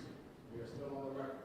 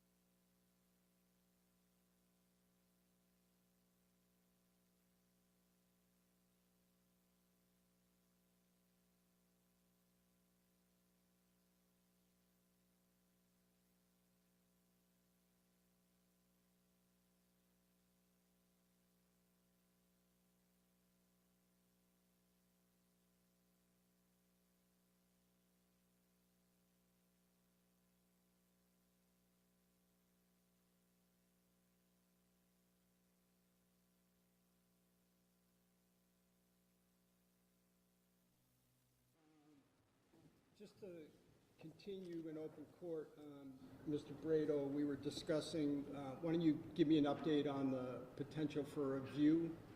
Yes, Your Honor, thank you. We did get some kind assent from the folks that live there, and it's it's something that we can do. And I would say that, you know, in a bench trial situation, we're speaking directly to the fact finder, and we have moved for the view. In the final analysis, I rely on the court's discretion and Your Honor's discretion as to whether a view in the final kind of look at things is helpful to the fact finder. So that's our position on that, and we think that judge will be in a position to end the defense case probably by the end of the day tomorrow, or in the afternoon tomorrow. Okay. All right. And as for, so would the view occur tomorrow? I think so, Your Honor, that if that's the case, we could do it tomorrow, or we could do it after the defense case. Okay. And Commonwealth, what do you say? Take no position. Well, here's the thing. You take no position, but as I kidded with you earlier, we're gonna need your resources. Sure, yeah, I'll take no Okay. position. I leave it up to you whether you think you need one. We would absolutely assist in any way we can. Okay. So here's the thing. I'm not going to take a position on whether I need one or not. What I'm going to do is allow the motion. You've requested it. Okay. And go there with an open mind, and thank you. We'll treat it like a view with the jury. You folks can point out things to me Sure. that you'd like me to remember. It will become part of the evidence, like it is in a jury trial. You know, my observations and the issue. I just need. I'd like to take a short break to just meet with the court staff, Mr. Wayne, and our court officers, just on the procedures that we'll use. As I told you at sidebar, I've never done a view in a bench trial. It's not something that we typically do, but I'm all for it. I want to talk with my staff for a few, not my staff, the staff, for a few moments, so that I can come back and we can perhaps get some planning done as well. Okay. So let's just take even a 5-minute break, and Mr. Wayne and our chief and our assistant chief, if I could talk with you for a moment. All rise. Which stands in a 5-minute recess. 5.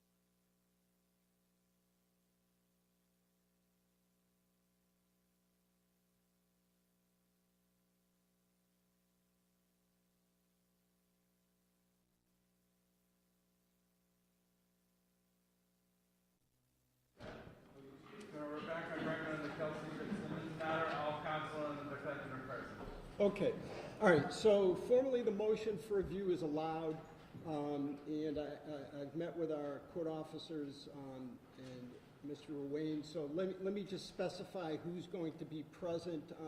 I'm going to assume that the three groups, the Commonwealth, the defense, and the court staff, will go there in separate vehicles,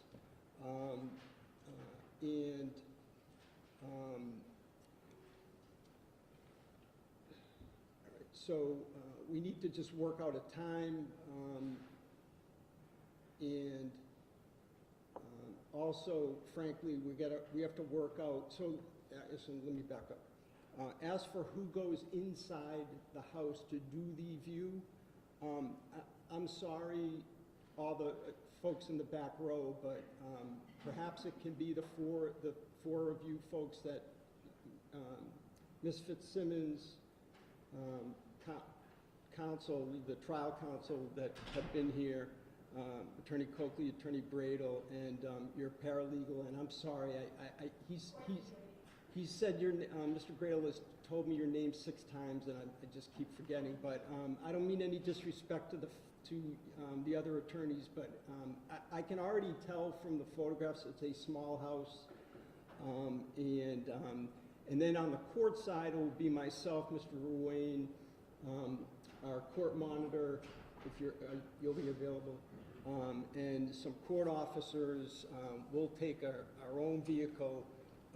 I would ask that there be some kind of police escort for us so that we can do this quickly. And I'll also tell the media and our audience that this is not something that you folks will be,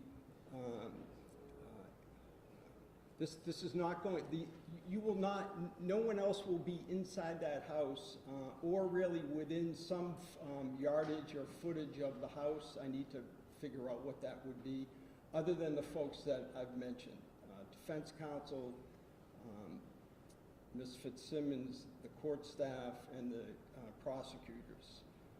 So I'd ask that the North Andover Police, I'll give you some kind of a distance, I need to think about it, but that the North Andover Police do what is, or the state police do what they usually do during a view, which is typically shutting down the street or area to make sure that we can accommodate quick movement through there.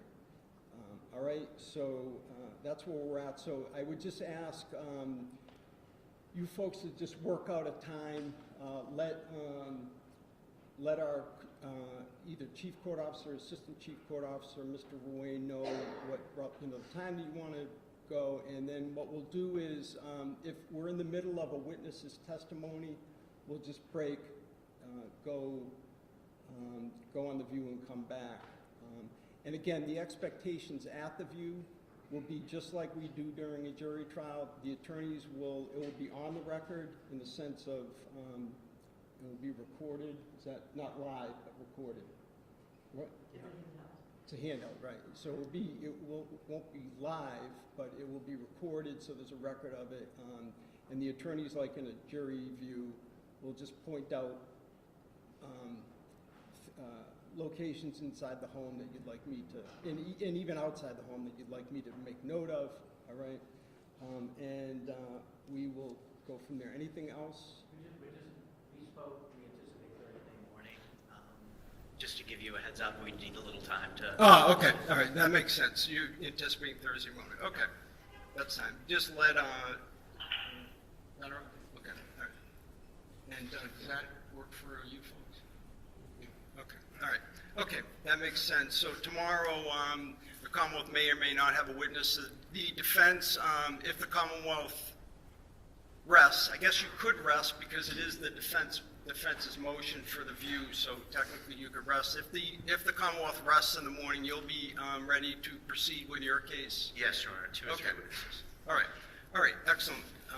And then we won't obviously get to closings until after the view, so if we're on target, end the evidence tomorrow, we can, that can happen on Thursday. All right, and one other thing. I've only done this once, this trial. I always have these false alarms when I'm ready to leave. And that is that, as I said, I'd like to get some agreement on the law that you want me to apply. All right, so, or at least maybe not agreement, consensus. All right, so you can do that in the way of proposed jury instructions, just a memo, whatever you want to do is fine. Okay, all right, thank you. We'll stand in recess. All right. Court stands in recess. Please remember when you exit the courtroom, there is another session that's up and running. Thank you. Yeah.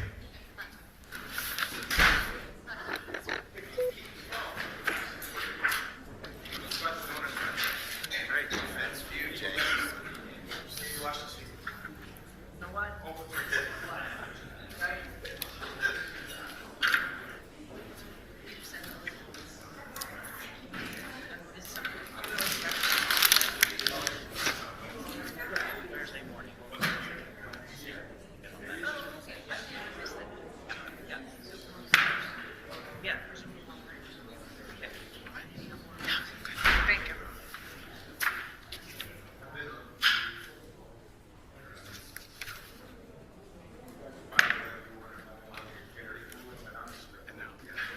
I don't know what to do.